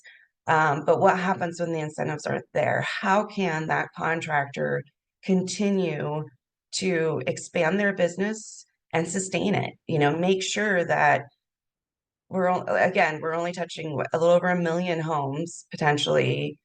What about the other billions of homes? How are we going to get them to where they need to be without further funding from the federal government? And that's flowing down to you guys. We really need to maximize the funding. We need to really just support those contractors, and there's tons of solutions. We don't have an answer for all of it. There are no easy solutions. I give my hat to all of you out there at the states working on these programs, and the 10 other applications you're looking at right now as we're, on this webinar. Like, you guys have a lot of work to do, but we're here to help. So, with that, you guys are positioned to really support this contractor network and develop that plan. But you have to engage them. You have to talk to them. You have to hear them. You have to go through iterations of a plan and get feedback from them. It's not an easy process. The good news is you have up to a year, so we've got some time in there. But even after you submit that plan and it gets approved by DOE, we need to provide that ongoing training and support. And there are other funding sources, like I was mentioning, EECBG, or you've got SEP funding, to really innovatively create an incentive for contractors that to participate in these programs so that they want to continue to participate. And lastly, I'd say second importantly, we need to educate our consumers. They need to know what energy efficiency is. They need to know what questions to ask a contractor, no matter if that's an HVAC contractor, an insulation installer, somebody that's coming in and selling you appliances. Like, it doesn't matter. They need to know what they're going to ask for and what makes most sense for them. And education is not just the consumer, but our real estate agents, our appraisers, our contractors, our homeowners, and everyone working in the industry. So with that, that is all I have. I just want to say thanks again for having me or having me this afternoon. And if you need anything, that's my contact information, but you can also feel free to reach out through the NASEO team, and we're happy to help the states in any way we can. Thank you, Robin. Thanks for bringing that contractor perspective and, reminding us that we can't assume that there will be, enthusiastic participation. We really need to be deliberate about designing programs that will inspire that. And we've appreciated working with BPA to communicate with contractors in Virginia. So thank you so much for that. And speaking of expanding funding streams for energy improvements, back to grid benefits and monetization of those. Do we have Jingjing here, or Rich, are you going to present again? The plan is for Jingjing to do it. Oh, she is on. Okay, good. Unmute. There's an extra step there. Perfect. Hi, Jingjing. Welcome. Thanks for being here. Do you have slides? I do. Yeah, thanks. I was trying to figure out if I get lucky with Zoom today, since we had multiple hiccups with Zoom today. Do you see my slide? Yes. Okay. Yes. Thank you so much. Okay, great. Yeah, hello everyone. My name is Jingjing Liu. I'm a researcher at Lawrence Berkeley National Lab. So Rich and I do a lot of work around demand flexibility for both homes and commercial buildings. We're very happy to share what are some of the funding streams that we may be able to tap. And just kind of after Rich's great introduction, want to make some of these ideas and options a little bit more concrete for you. So first of all, I want to start with the two kind of distinct pathways for the home energy rebates. I think some of the previous speakers have touched on. There's one pathway is to do your whole house efficiency retrofit and being able to qualify based on your whole home performance, whether that's based on modeling or actual measured saving percentage, and then you can qualify for rebate. So that pathway is great for efficiency and including equipment as well as the envelope, the windows, or if you did adding insulation in your attics or things like that. And there is grid benefit that can be realized from that type of whole home approach, because when you save energy, you tend to also reduce the peak demand of your home. So that is something to keep in mind.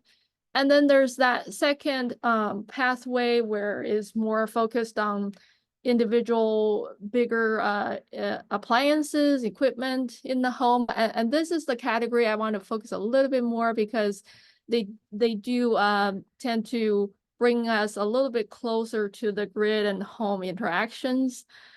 So equipment like heat pump water heaters and heat pumps for home heating and cooling. And there's also, we want to call out this electrical load service center upgrade. This is sort of when you're electrifying your home with water heater or heat pump or even additional appliances, especially for older homes, they tend to run out of your electrical panel capacity. And so more often than not, there's an upgrade on that electrical panel may be necessary, and the home energy rebate does provide rebates for that. And there's also things that's there for consideration. It's not for everybody, but maybe energy geeks like David may not too far out in the future, smart panel technologies or home energy management systems. Those technologies would allow you to connect with multiple devices and appliances and potentially control the on-off or even modulate the energy consumption of those equipment. And for heat pumps for cooling, heating your home, if you connect it with a smart thermostat, it would also allow your home potentially become eligible to participate in something like utility demand response or responding to dynamic retail electricity prices. We'll look at those. So I'm going to go to the next. So So yeah, those are some of the many options that can be potentially enabled by having those low flexible technologies in the home. So looking from the left, a time of use retail rates is becoming a lot more common across many states. So many utilities start to offer those, sometimes for whole home, sometimes maybe only for EV owners. And then there's sometimes the retail electricity price can be even more dynamic. We're talking about, for example, critical peak pricing is a type of retail rate where individual high price period events will be called, and where the participants are supposed to drop their energy consumption during those periods in order to avoid sort of a high energy price penalty during those very limited periods in the year. But they do, in return, get lower electricity price for the rest of the year. And then there's also, but I want to say this type of dynamic electricity prices is not very common for homeowners. They tend to be a little bit more common for commercial industrial customers, but they do exist in certain utility territories. And then for demand response events, that's where the utility, or it could exist with at the bulk power system level, where discrete demand response events will be called, and the homeowners can either manually drop their load, or if there's technologies connected with your water heaters, your heat pumps, that would be a lot better. And sometimes there's technology incentives available for such automated fashion to drop load. And then in the plan that Rich touched on earlier, there's something called virtual power plant. This is something that the DOE is trying to push pretty hard at large scale. So there's recognized great value for the VPP approach. And so this is very synergistic with the FERC 2222 order, allowing distributed energy resources to be aggregated as a virtual power plant to participate in the wholesale energy market. But VPP does not have to be limited to the wholesale market, at least in theory, that vertically integrated utilities can offer VPP programs as well. And they may already exist in certain parts of the country. And then there's, in addition to all that, aggregated DER resources can also provide additional grid services, such as non-wire alternatives to help your distribution grid constraints. So with all of these options, from left to right, the program design gets more complex, and they tend to be, coming from the retail rate side to utility to more wholesale market integrated. So that's part of the complexity. And it also depends on the regulatory structure in your state. Some of these may or may not apply. And some of them are also in development, such as the FERC 2222. We'll talk about that. So the green dots that you see, the time of use rates and being able to reduce consumption during those peak periods applies to a lot of people. Demand response, the traditional demand response events also apply to a lot of utilities, a lot of customers. So those are the sort of low-hanging fruits, where some of the other ones, we really need to take a look at what you have in your state more closely.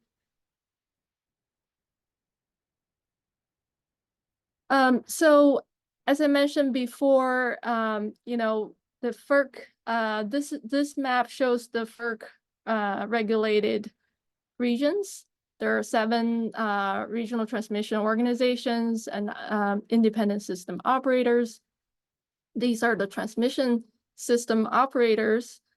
So they are mandated by FERC to comply with 2222, and that's all in progress. And, you know, every state have different situations.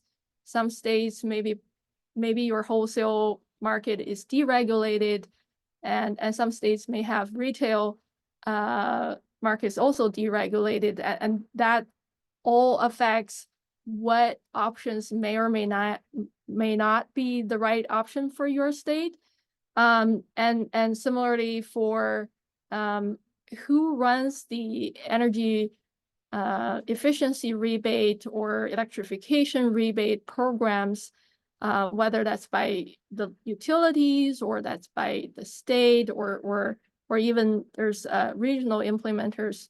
So all these things kind of affect what additional funding streams that may or may not make sense to tap to kind of help build this and maintain the momentum started by the IRA home energy rebates. So when we talk about the individual home, Jing, you have about 1 minute left. Okay, I'll speed up here. So so for individual home and when we talk about transmission level markets, there's a big gap. So we need intermediary, what we call a DER aggregator to aggregate the many homes, many technologies and devices to provide services at the wholesale electricity market level. And in general, there's 3 types of markets available: energy market, ancillary services market, capacity market. So we can look into those different options more closely, and that's all part of the FERC 2222 compliance. And, you know, the FERC 2222 order came out in 2020, and at the time, the CAISO has already somewhere around 70% compliant. So they were the first to get approved. And as you see, the timeline goes farther out. PJM, ISO New England, and NASEO are the next 3 that are farther along. So some of these vehicles that we're talking about are not available to tap today, although there are demand response aggregation option, but those that exist today typically don't have, are not as friendly to the DER resources as the future compliant market construct would be. So just to quickly summarize everything, when we think about all these different options, again, you will get the slides. There's a balance to strike between what's available to us today, such as the time of use rates, such as the demand response programs, versus some longer term strategies with FERC 2222. So it's important to leverage some of the what I call easy wins.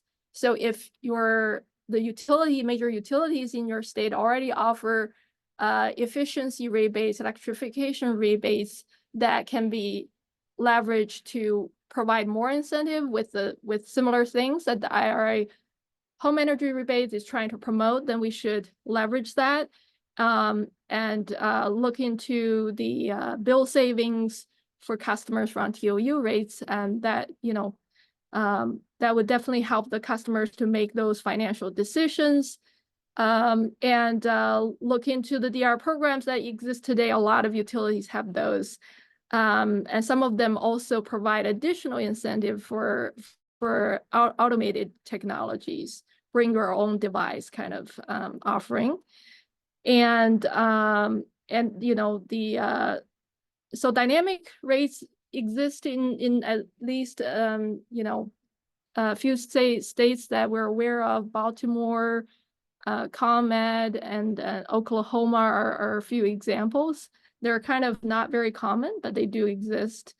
So, and then for some of the other activities, I think it would be good to just monitor how they evolve. And, you know, again, the DOE has a big push for VPP, and VPP does not have to be limited to those FERC regulated markets. Utilities should be able to run VPP programs, and that's all evolving very quickly. So with that, you know, our general recommendation is definitely build a strong partnership with the utilities and the regulators in your state, and happy to follow up with any questions. Thank you so much, Jing Jing, and thank you, Rich, for introducing that. I feel like, you know, that can get pretty complicated, the content that you described. So I feel like that and all the market transformation that we've been talking about feels more real and more actionable to me. So I hope that other people feel that way a bit as well. And I think it's a really, you know, where you ended is a really great segue to our closing speaker. Just going to offer some remarks, John Williams from NYSERDA, who I know has been really on the cutting edge of this. So thanks, John. Great. Thanks, Bettina. Appreciate that. And really, thanks everybody. You're on the very final home stretch. I think you hit a home stretch maybe a couple of hours ago, but here you are at the close. And really great to see you all. Thanks so much to my state colleagues, to the affiliates of NASEO, and to our DOE colleagues for attending this really very informative and very useful forum. Thanks to all you presenters for sharing your perspectives and sharing the time to be with us. Those are all going to be essential to all of us states as we design our programs.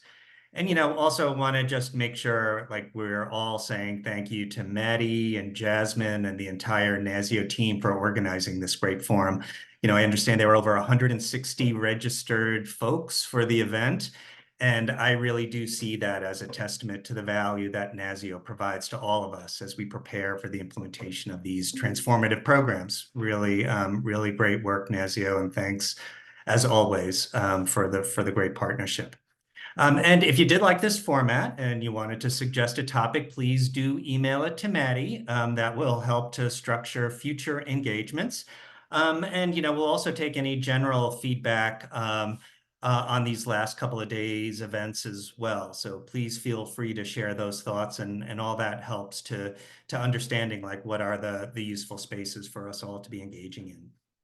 The next forum that we're thinking of holding will be on measured energy savings and pay for performance, covering what pay for performance is in theory and how you could execute it with these rebate funds. So please do keep an eye out for future announcements on that.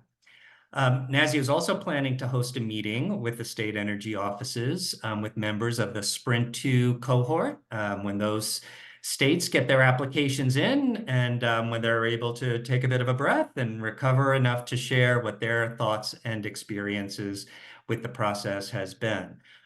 We know what that's like in New York, and it's a lot of work, but honestly, it's all good work, and it's certainly worth all the effort. So looking forward to hearing your experiences. You know, NYSERDA, we participated in the first report out, and happy to continue to share our experiences as they continue and our plans with other states. And maybe just a special shout out to the DOE team for their continued engagement with us as we organize and design, you know, our approaches here in New York. And I know that we at NYSERDA are looking very forward to hearing how all of the states are working through this system. And I think there's a lot of us all to share our thoughts and experiences. So I'll just close here by saying thank you again. Thanks for the great engagement. Thanks for the great information exchange. And we will all look forward to seeing everybody at the upcoming regional meetings. Please do make sure to save some time and effort on those. So great to see you all. Take care. Hope everybody has a great weekend. Thanks. Thank you, John, and thank you everybody for spending so many hours with us the last couple of days. A special thank you to our speakers for putting in all the prep that's required to put together good sessions. So thank you. I'll make sure everybody has their resources, and I'll just reiterate what John said. If you liked the format or you hated it, please let me know. If you have topics that you like, please reach out. And in the meantime, hope everyone has a great weekend. And I'm sure we'll talk to you soon.